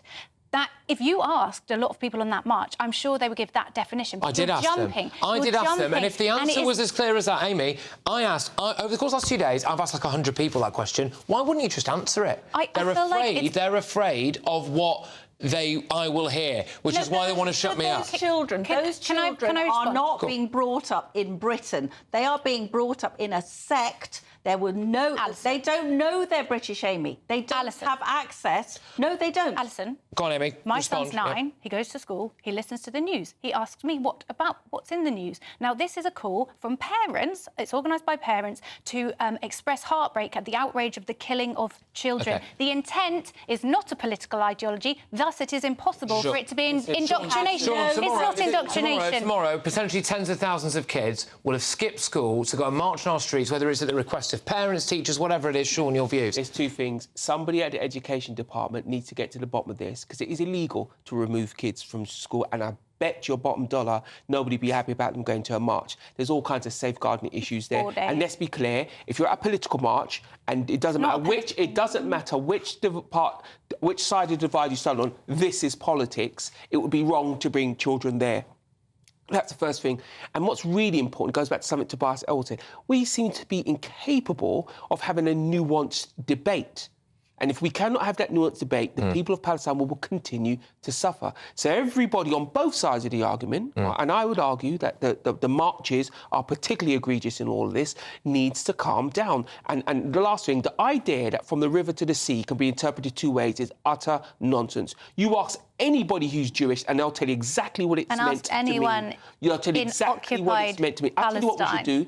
We should ask the leaders of Hamas what they think. That's what we should ask. That's precisely why I'm saying you're going straight to the extreme. It's not to the extreme. It's been chanted on the back. And because it's so commonly misunderstood, that's why people don't want to talk to you. Because when the other day, that's not why people don't want to talk to me, Amy, I'm sorry. Somebody replied. But that is absolute rubbish. Somebody did an interview with GB News. The headline immediately on the website: will not condemn Hamas. She clearly did condemn Hamas. I don't think she did. I was there. I stood right next to that interview that Ray Addison did with her, and I can guarantee you right now she did not. GB News has done nothing that Channel 4 wouldn't do. Right, OK, look, so we're going to park this now because coming up, I'm going to bring you the most entertaining and informative press preview anywhere on national television. And no doubt there's going to be some movement on these stories on the front pages and what's inside the book as well. That's in tonight's press pack. I'll analyse all of the very, very biggest headlines. I'll play you another couple of clips from that shocking stuff in Bethnal Green as well. But first, as Netflix released their final series of The Crown with highly emotional scenes surrounding the death of Princess Diana, our producer's now scraping the bottom of the broadcasting barrel. Diana's former butler and the man described as her rock, Paul Burrell, hits back. That's next. You will not want to miss it.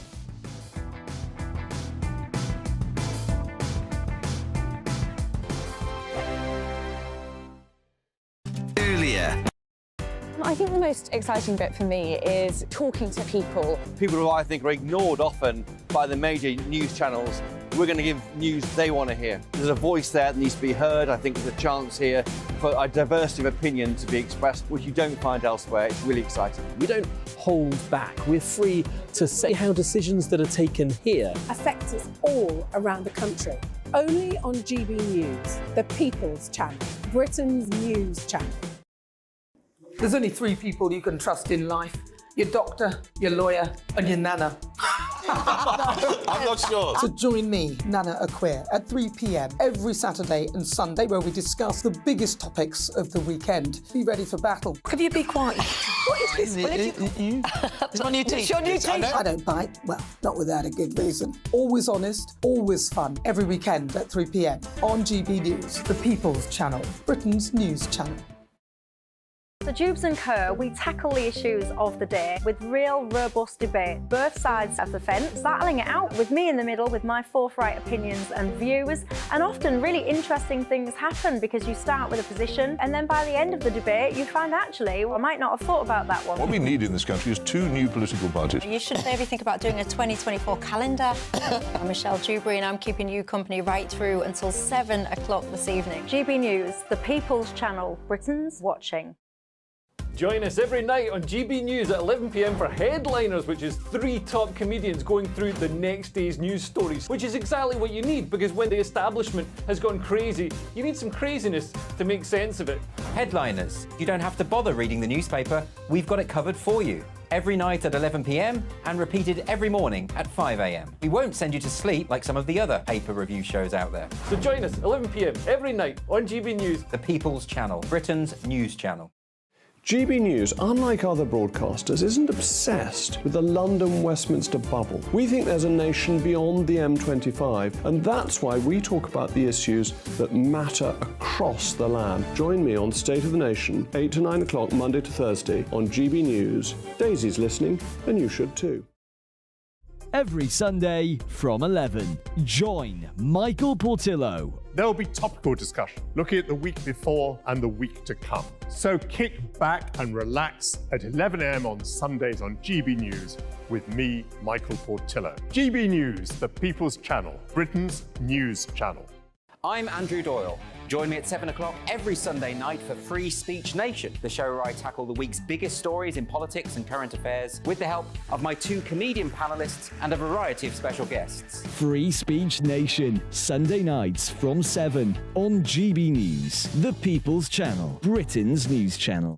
Tired of the usual focus-tested, pre-prepared Westminster runaround? Well, so am I. So you want higher taxes? Is your department to blame for this? Are you rethinking this policy? Every Sunday at 9:30, I'll be sitting down with those in power to get the truth about the issues affecting you. Let's be honest, we've known about the cost pressures of this project for years, not months. That's the Camilla Tominey Show, a politics show with personality. On GB News, the People's Channel, Britain's news channel.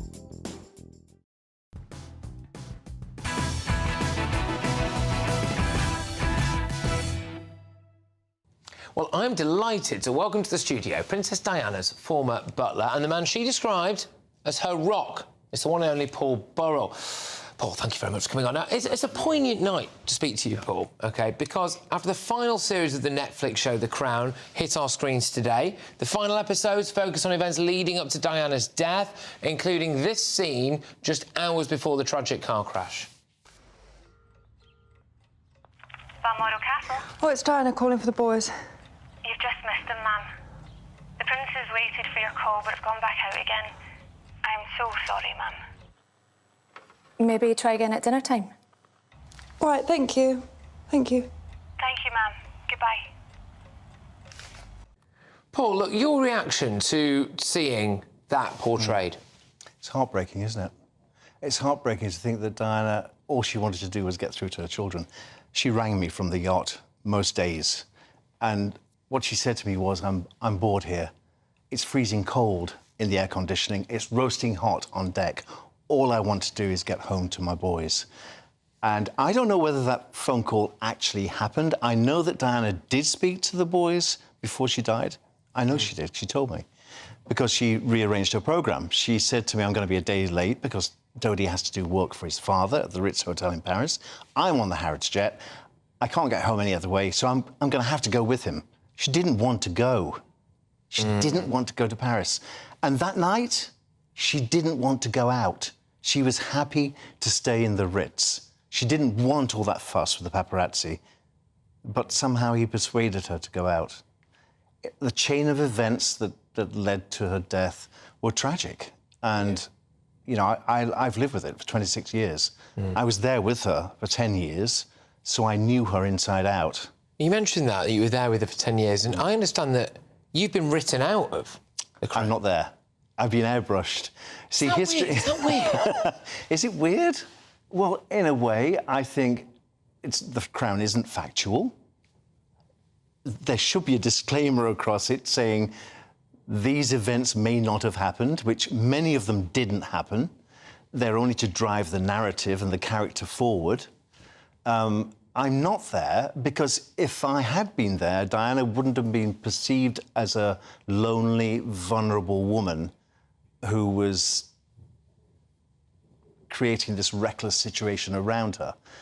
I would have been the stability in it. So I couldn't have been there because Peter Morgan wouldn't have wanted that character any other way other than vulnerable and wounded. Yeah. And a victim, the way she was portrayed. So your overall take on what you've seen from the Crown as it comes to its conclusion is what? I'm upset by it. I think it's cruel. It's cruel to Diana's memory. It's cruel for the boys to watch. I mean, I'm finding it unbearable, so I'm sure they won't watch it. I think it's cruel to the Queen's memory, too, because the way the Queen is portrayed in The Crown, she's a very hard, cold woman who doesn't seem to care about anybody or anything. That is not the Queen that I stood beside for 11 years, because I was a lucky guy that stood beside the Queen for 11 and then Diana for 10. So I know these two characters very well. And the Queen was a very warm, kind, generous woman who looked out for people. That doesn't come across in The Crown. So don't believe the characterizations that you're being shown in The Crown, because they are not the people that I knew. And you don't think that either Harry or William will watch? Because Harry has said that he does watch. I'm surprised that he would watch it, but then he's in bed with Netflix, isn't he? Yeah, so maybe he has to watch it because the content is important. Maybe it's going to reflect on his future projects. I'm sure, I can bet you my house that William will not watch it. Well, why? Why do you think? Because William remembers the truth. William knows the truth, the way it actually did pan out. Why should he want to watch some recreation when he knows it and he lives with it? Are you glad that it's coming to an end now, The Crown? Yes. Yeah, I am, absolutely. I don't think this series should have been made. Right. I think it should have finished. But they've capitalised on Diana's popularity. They've used her character to drive this current series through, because the first 4 episodes are all about Diana. Yeah. And she does appear as a ghost and comes back to the Queen, which is a little bit weird. But then is it? Because Diana is the ghost that will always haunt the House of Windsor. She'll always be there. We will always talk about her because she's become an icon of our times. Yeah. And because she was a good, kind person, because she was 36, because she was a young mother with 2 young boys, because she'd been cheated on by her husband. And how many women out there will tell you that happened to me too. So that's why I followed Diana's life. But 36. Yeah. It's hard to believe. Well, as I get older now, I'm 31 now, so I think, God, 5 years' time, I'm flipping out. And she crammed so much into that. Look, Paul, very, very quickly, I hadn't actually planned on asking this, but I thought while you're sitting there, Nigel Farage is in I'm a Celeb, right? So I thought, I'm not going to let you get away without asking this. You provided the nation with one of the most iconic moments, right? Do you think he could win it? I do. I think he's going to be a very popular contestant because, like me, he's Marmite. You either like him or you loathe him. But if you like him or loathe him, you'll still watch him. Yeah. You still will be entertained by him. And that's what that show is about. It's not about how many trials you do, it's about how popular you are with the public, because it's a public popularity competition. Quick bit of advice for him. Quick bit of advice for him. Do everything. Right. Just hold your breath. Don't sniff through your nose, because you don't want to smell those smells. Just pretend you're going to the dentist and swallow it quick. Oh, gosh, I tell you what, look, Paul, thank you very, very much. Absolute pleasure having you on. I must say, first time I met in person, but it feels like I've known you for years because I've been seeing you everywhere. But there we go. That was the wonderful Paul Burrell. Thank you very, very much. Now, coming up, Fleet Street legend Kelvin McKenzie swings by the studio to offer his unique insight. It's tomorrow's biggest stories. It's going to be the most entertaining. It always is the most entertaining newspaper review anywhere on national television. Tonight's 3-man press pack have the first of tomorrow's front pages. They're hot off the press. They're itching to go straight out the traps. But there's some big news as well on benefits claimants. It's not all about the marches, people, and I will be showing you a little bit more footage of what happened to me when it all kicked off at that pro-Palestine march in Bethnal Green. I'll see you in a tick.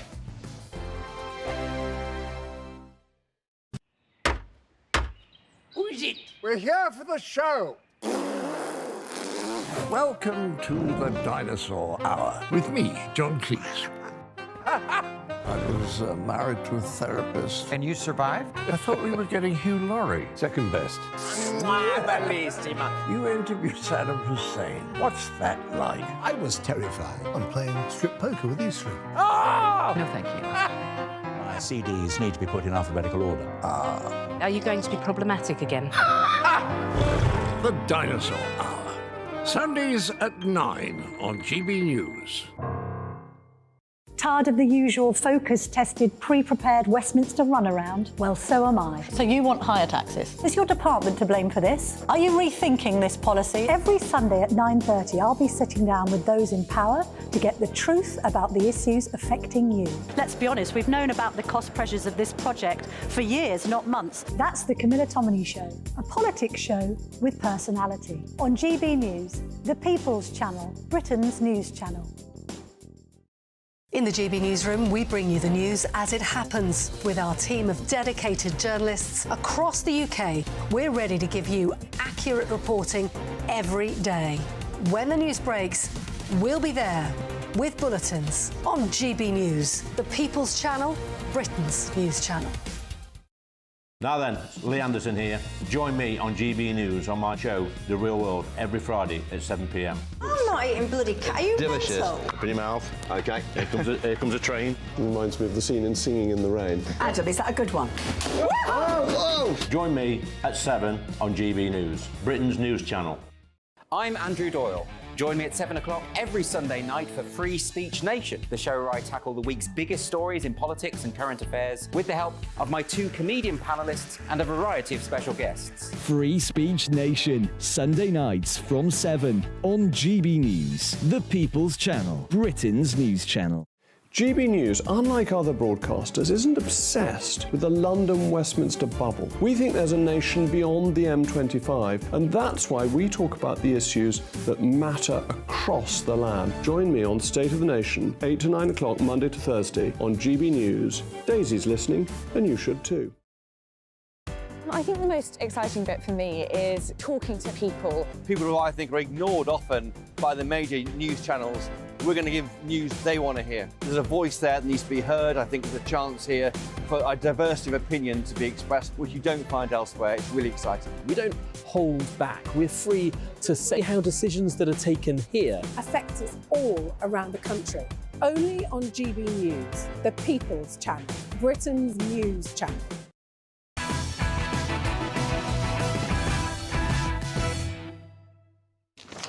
Let's bring you tomorrow's news tonight now in the most entertaining paper review you will ever see on national telly anywhere. Now, the very first front pages have just been delivered for my press pack. Shall we have a little look, shall we? All right, so we are going in with the Metro. We failed stalked murder victim. That's on the front of the Metro there. We're also going to be having a look through a couple of the other newspapers now as well, aren't we? So we're looking at the Eye. So the Eye, we've got new benefits crackdown if jobless don't accept work. Thousands of universal credit claimants face toughened sanctions regime. So that's going to be an interesting one for us to get stuck into. They've also got on the right-hand side of the page there, it won't be a box of roses, Angela Rayner on the first days of a Labour government. So she's looking ahead as to what a Labour government would actually look like. And NHS nurses warn they will carry on striking if Labour wins power. So for anyone who's thinking that that wouldn't happen, well, it looks like it is. We go to The Guardian now. And they are obviously having a little look, aren't they, at senior female staff report sexual assault and harassment at the MOD. So it's another kind of Pestminster story there that's doing the rounds. We'll have a little look at that. Now, the Telegraph's front page is an absolute box office one, actually, this one. This one is probably the front page of the day at the moment anyway, which is Rishi Sunak's plan to deport migrants to Rwanda will fail unless he opts out of the European human rights law. Suella Braverman has got the splash on the Telegraph with her plan to get Rwanda flights off the ground, OK? So this is it. She's publishing here her plan. She said this in the Telegraph. In her first article since being sacked, the former Home Secretary warns that the Prime Minister's proposed new treaty with Rwanda and law declaring it a safe country would not enable the flights to take off before the general election. She's calling for new emergency legislation to block all avenues of legal challenge against the flights by excluding them from the entirety of the European and human rights laws. Also a story about David Cameron, a council tax rise, NHS suggesting that talking therapy for menopause flushes. I'm going to bring in my panel now. Look, Alison, I'll start with you. You do a lot for the Telegraph, don't you, here? What do you make of this, then Suella, just days after being sacked? Some people, to be fair, might say, well, Suella, you were actually the Home Secretary. Yeah, but look, this is the big battle now, isn't it? And essentially, she is right to smell a wrong un, really. The Supreme Court chucked out the Rwanda plan. Rishi Sunak came up with a, oh, we're just going to tweak here and tweak there. Suella Braverman, who was the Home Secretary, is basically saying, no way in the world that's going to work. And that's quite right. She is absolutely right. We have to uncouple, as Suella Braverman says, from all, you know, the Refugee Treaty, the European Convention on Human Rights, and indeed repeal our own Human Rights Act, Patrick. So, but this is, it looks like my helpful plan. It's actually a declaration of war. Well, it is a declaration of war. And just on that, Sean, what I wonder if we're going to see in the coming days with one of these paper reviews is actually Suella publishing this kind of quotes-unquote contract that she's saying she's got with Sunak. I think she's now showing that she's going to be a bit of thorn in the Prime Minister's side. When you look at specifically this plan, I sense no appetite in the Lords for it to go through, so she's correct. It'd probably stop there. It'd be pinging backwards and forwards. But there's a wider issue. We are not the only country in Europe struggling with immigration, and I wonder if we stepped out of the European Convention to supposedly fix our immigration plan, what would France do? Germany, Spain? It could be a domino effect. Let's see. Yeah. Amy, can I just get you on what's on the front of the eye? Is that all right? Well, we're going. So we are going back to 2010. There you go. Right, let me just refresh people's memories first, quickly. So new benefits crackdown if jobless don't accept work. That's the headline on the eye. Go on. Yeah, let's punch down, as we like to do if we are Jeremy Hunt. It's giving me the Scrounger Benefit Britain vibes. I'm not convinced by the stick. I prefer the carrot. I want to know why these people aren't in work. Look at that before punishing them because I personally cannot. I just can't believe that benefits is a genuine lifestyle choice. It depends. I can't. Let me run through, before I go to you, Sean, let me just run through some of the key bullet points in this story on the front of the eye. So thousands of universal credit claimants face toughened sanctions. Their attendance at job fairs and interviews will be tracked using new tools. Measures are part of plans to cut welfare bill. Yeah, well, obviously. Claimants could lose free NHS prescriptions, dentistry and help with bills. Look, I see the logic here, Sean, absolutely. I suppose my only issue is if someone just decides they're resolutely not going to work and then they are poor and they're on benefits and then you make them pay for an NHS prescription as well, to be fair, do they just die? But look, there's a couple of ways of looking at this. Firstly, if you're gonna have a crackdown on supposed benefit scroungers, make sure you have a crackdown on people at the other end of the scale not paying their taxes. Yeah. Okay. There's a whole big argument about companies and individuals. Let's make sure we do that as well, because that would give you the right to then say you can't expect to skate by. Because for everybody who's at home who could work, so if you're disabled or you have a real reason for it, fair enough. But our number of economically inactive people is huge. I remember they are also. Why? They are also living off people who are scraping by. And it's very easy to say, oh, it's rich people, they should pay. Of course they should pay. But there's other poor people who work 2 and 3 jobs just to make it by. You mustn't earn more on benefits than those people earn at work. OK, now, I'm going to go to a story that's inside one of the papers tomorrow. It's a cracker, this, all right? So it's in the Telegraph, which is why I'll come to you first on this, Alison. Story inside the Telegraph. Lisa Nandy has hit back at criticism, easy for me to say, from J.K. Rowling as she insisted that the transgender debate should not be reduced to bodily parts.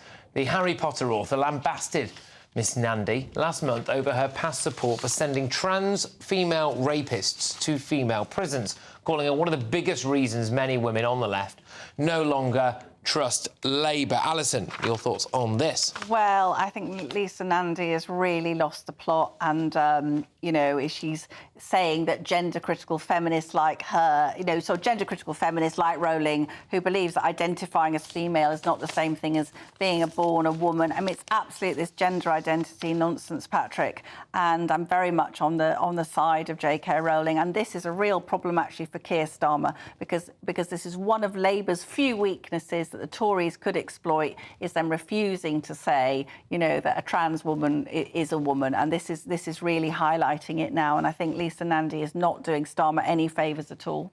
The worry is, what does this lead to? If this is her start point, as a parent, I'm now thinking, well, is this person I vote for who then indoctrinate my kids with things I don't believe? You know, if I look after people who are vulnerable in jail or whatever, I'm thinking now you're going to put what I would consider a man in a woman's jail. That isn't fair. Very quickly, Amy, go on. Gender identity, biological sex, both mutually immutable, both mutually valid. That's something you will admit eventually. And that's why Lisa Nandy's right, that we will be utterly ashamed with the way we have spoken about the trans community. She wants to send trans women rapists to female prisons. No. Putting someone with a penis in a female prison is not acceptable. That extreme example does not characterise this debate. It's happened. 66% increase in hate crimes, however, does represent this debate. All right, we're going to finish on a slightly different note now, just for this round before, yes, I do show you some more of that shocking footage from those protests at Bethnal Green, but there is fury. Fury, as Kim Kardashian features on the front cover of GQ's Men of the Year, OK? And over half a dozen of the honorees of Men of the Year, are women. Critics have taken to social media with one saying it's strange and unusual times we're living in. Hey, damn right it is. It's just weird. What's the... Anyway, is there a Woman of the Year? There must be a woman... Why are we doing this? But Kylie Jenner won that. That's just revenge. they made a man win the woman, so why not a woman win the woman? Caitlyn Jenner. Kylie Jenner will sue. I'm confused. They're all changing Kylie Jenner's lawyers are on the phone, right? And they're But look, I mean, this is just a ridiculous cover. Half of the people on the list, or however many it was, on the list of the Men of the Year award are women. I mean, why are we doing this to ourselves? Right, anyway, coming up. On a rare occasion for us, a Labour MP is nominated as tonight's Greatest Britain. Yeah, that's right. Find out why before the end of the show. But first, the Wolf of Fleet Street, the former editor of The Sun, Kelvin McKenzie. He's live in the studio. We've got some more of tomorrow's front pages for you, including a bumper BBC deal for Gary Lineker. Stay tuned.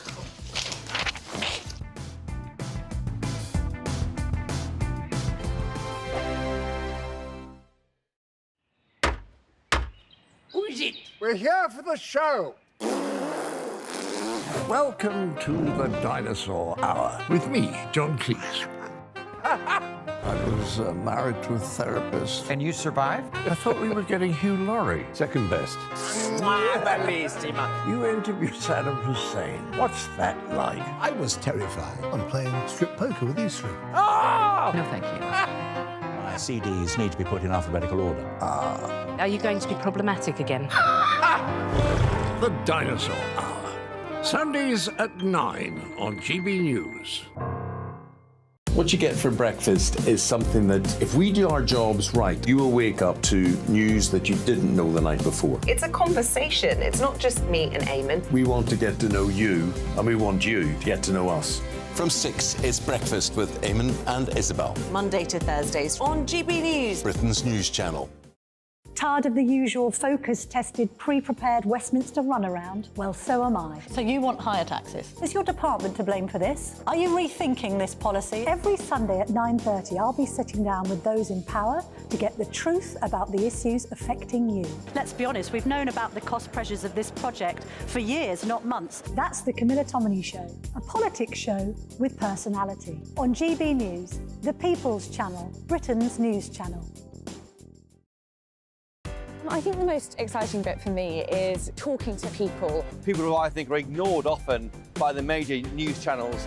We're going to give news they want to hear. There's a voice there that needs to be heard. I think there's a chance here for a diversity of opinion to be expressed, which you don't find elsewhere. It's really exciting. We don't hold back. We're free to say how decisions that are taken here affect us all around the country. Only on GB News, the People's Channel, Britain's news channel.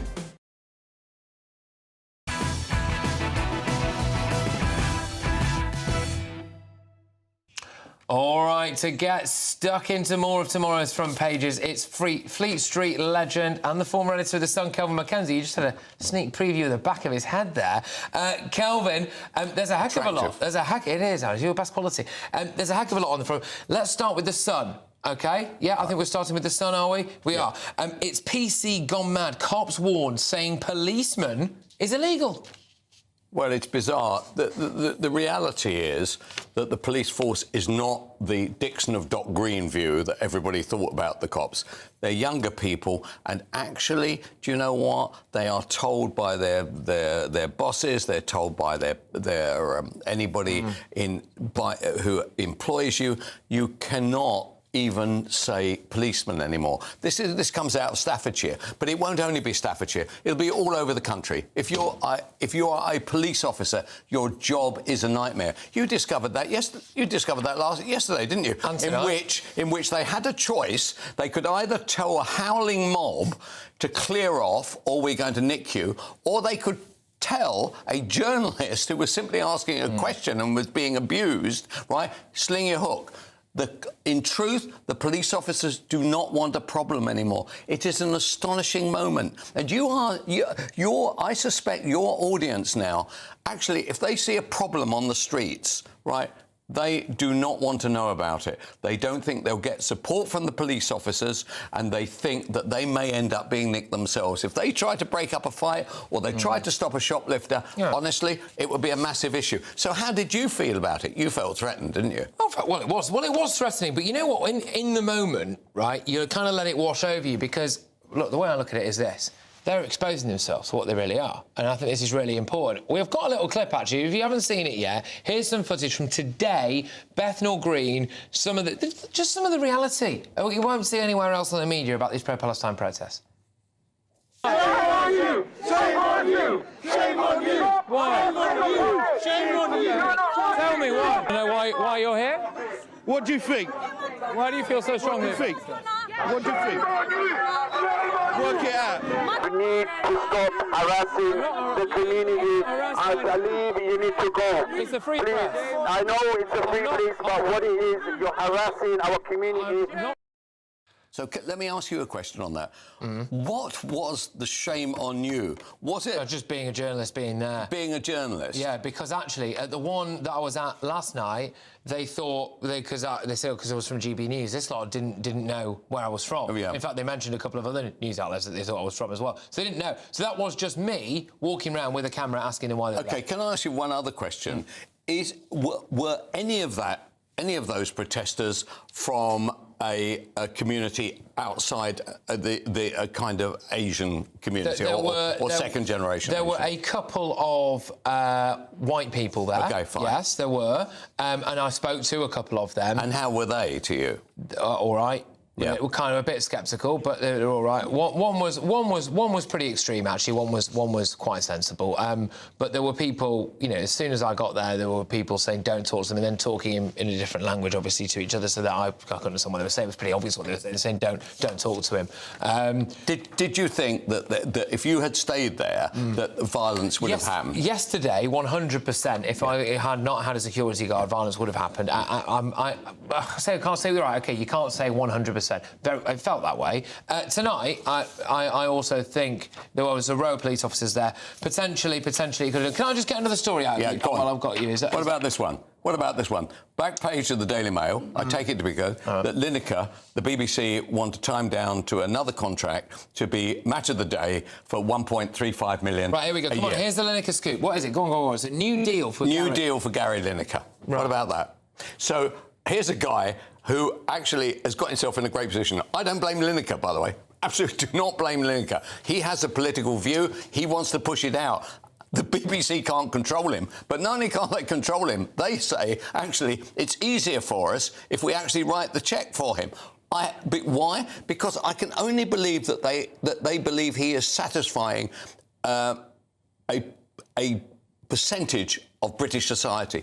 I don't think so. I don't think it's the role of a soccer pundit to be involved in the politics. So why don't they just get rid of him and have somebody neutral in there, Jermaine Genius? I don't care who it is. Well, the last time there was talk of him being removed, there was a mass walkout, a strike, wasn't there? Well, good. Good, get rid of them all. I mean, Shearer's on 400 grand a year saying, oh, he'll be disappointed in that. I could do that for about 120 grand a year, right? And I think, mind you, you wouldn't do it for that price, but I'm short of money. I'm raising money for a new venture. I don't get out of bed for any less than half a bar, Kelvin, you know that. But there we go. No, it's a new deal for Lineker. So BBC bid to tie down him £1.35 million a year. By the way, that's you and I money. And by the way, all your panel here, we are all contributing. That lady there who's running the studio, right? They're all contributing to Gary Lineker's money. What a ridiculous circumstance we got. And he announces various things about his politics. I totally disagree with him. I don't want to pay him, and I'm not going to pay him. Well, that's a liar. I will pay him because I don't want to go to jail. How ridiculous is that? Yeah. And what about your audience? They're all sitting there, they haven't got any money, we're all skint, we're all dying. And what's happened? Gary Lineker's making $1.35 million based on our money. I've never come across anything so ridiculous in my bloody life. Kelvin McKenzie there having a hemorrhage on national television. Yeah, being unwell. I'm going to ask you to just have a little drink. Yeah, I'm sorry. I'm sorry about that. No, not at all. We do love it. I promise you the most entertaining newspaper review. It's a wonder why the BBC don't call you back, actually, exactly. Kelvin. Well, they do call me, actually, but it's a rude word they call me. Yeah, they do. Yeah, fine. Right, OK, thank you very much. That's great. Love it. Right, now, it's time to reveal today's greatest Britain and Union jackass. All right, let's start with the greatest Britain. Alison, I'll start with you. Well, I think it probably should now be Kelvin McKenzie after that fantastic attack on Lineker. Actually, it's going to be Rushanara Ali, the Labour MP for Bethnal Green and Bow, who showed great courage, actually, by refusing to go along with this ceasefire and is now being assaulted, accused of genocidal support by her very, very angry and rather horrible constituents. OK. Sean? Mine is Kemi Badenoch MP, who's in the Sunshine State of Florida signing trade deals. She's linking us to the trade over there. She's been with DeSantis signing a deal, and these deals are only possible because of Brexit. Long may she sign many more deals. OK, Amy? I'm nominating Lord Cameron's appointment as Foreign Secretary. No, I'm not. That one is still Union to come. jackass. This is all about the greatest Britain. Don't worry, that's all good. My greatest Britain is a lady called Vivian Silver. Now, she's been confirmed as one of the victims of the Hamas massacre. Okay. She's a Canadian-born Israeli activist, and she dedicated her life to advocating for Palestinian rights and peace between Israel and Palestine. She even volunteered with a group in Gaza who needed cancer care so they could visit Israeli hospitals. And her family have said the events of October the 7th would have absolutely broken her heart. I mean, look, it's incredibly strong. This is very, very strong.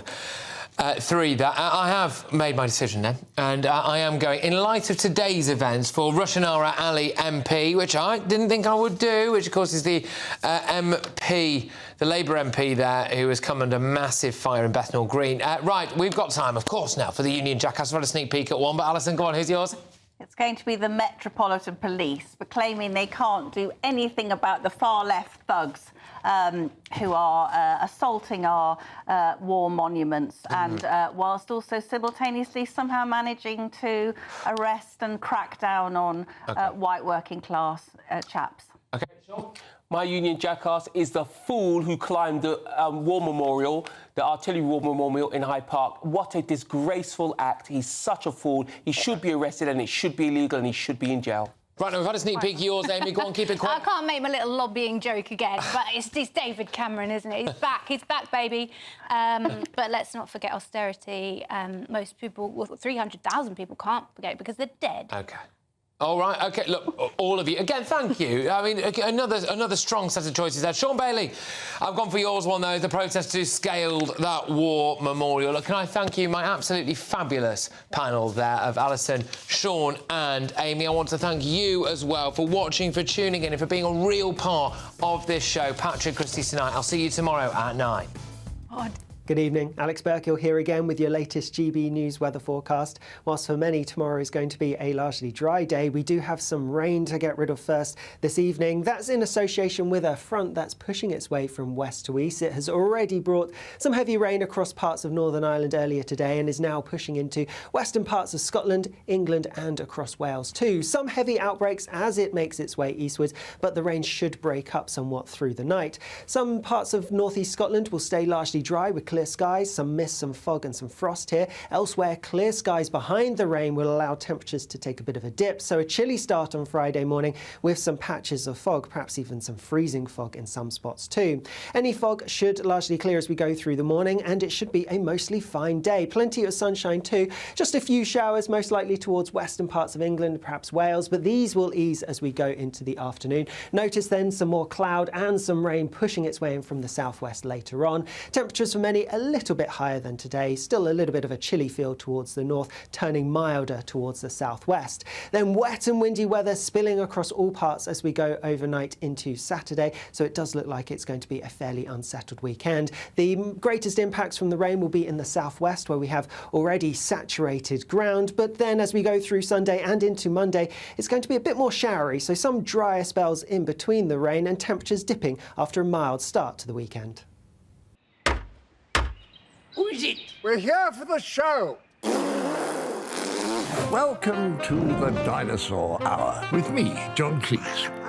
I was married to a therapist. And you survived? I thought we were getting Hugh Laurie. Second best. You interviewed Saddam Hussein. What's that like? I was terrified. I'm playing strip poker with you three. No, thank you. My CDs need to be put in alphabetical order. Are you going to be problematic again? The Dinosaur Hour. Sundays at 9 on GB News.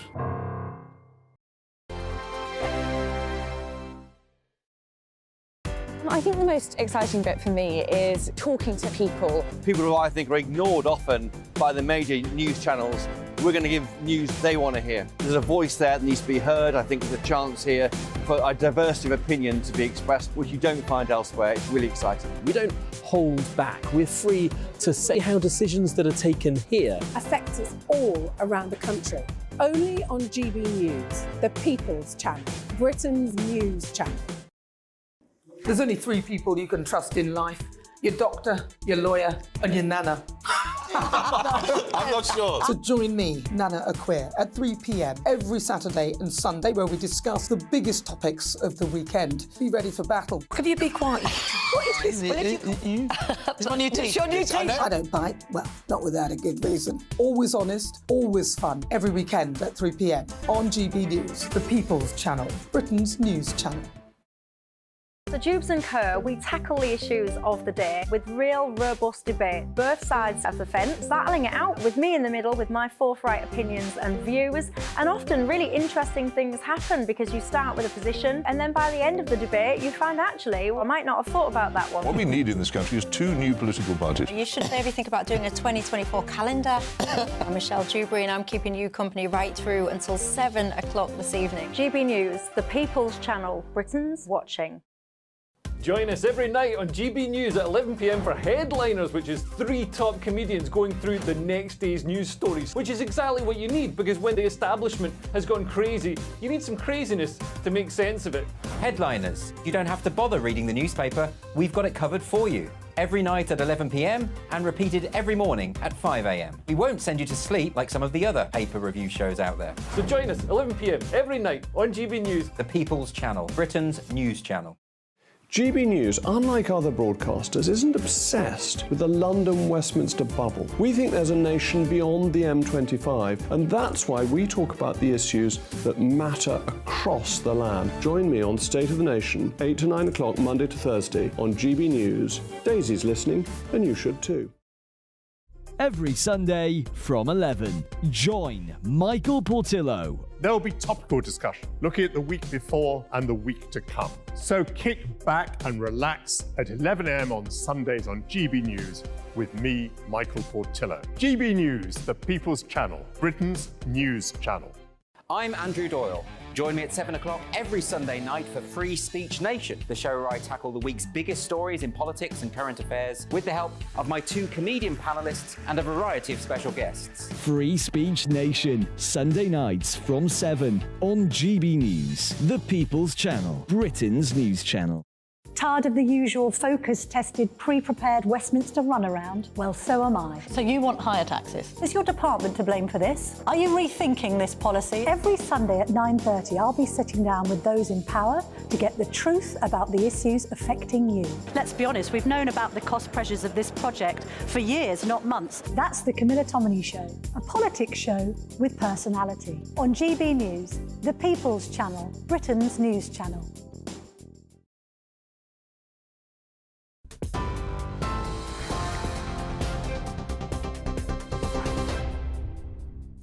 Good evening, I'm Ray Addison. Headliners is up next, but first, our headlines tonight. The former Home Secretary says Rishi Sunak's plan to convert the Rwanda agreement into a treaty won't work. Writing in the Telegraph newspaper, Suella Braverman says the government's Plan B is simply a tweaked version of the failed Plan A.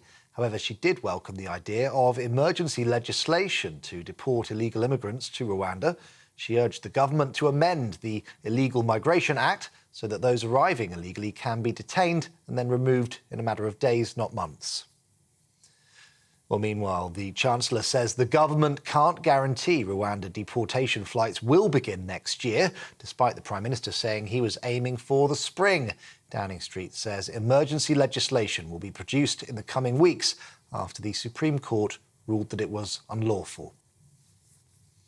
Two 12-year-old boys have been charged with the murder of a 19-year-old who was stabbed to death in Wolverhampton. Sean C. Sahai was attacked on Laburnham Road on Monday night. The boys, who can't be named due to their age, will appear at Birmingham Magistrates Court tomorrow. They've also been charged with possession of a bladed article. Up to 10 million GP appointments could be freed under new government plans. The new Health Secretary says that pharmacies will be given more powers to help people directly. It's part of an NHS proposal to cut waiting lists. From next month, millions of women in England will be able to access free contraception without having to see a GP. The Chancellor says benefit claimants who don't seek employment despite being fit to work will lose access to free prescriptions and legal aid. Jeremy Hunt says the measures are necessary to prevent, quote, anyone choosing to coast on the hard work of taxpayers, end quote. The government crackdown will also see digital tools used to track attendance at job interviews. However, campaigners have described the sanctions as deeply worrying. They're warning that they could worsen mental illness. And Downing Street has confirmed that civil servants will now need to spend more time in the office. They're required to come in to work for a bare minimum of 3 days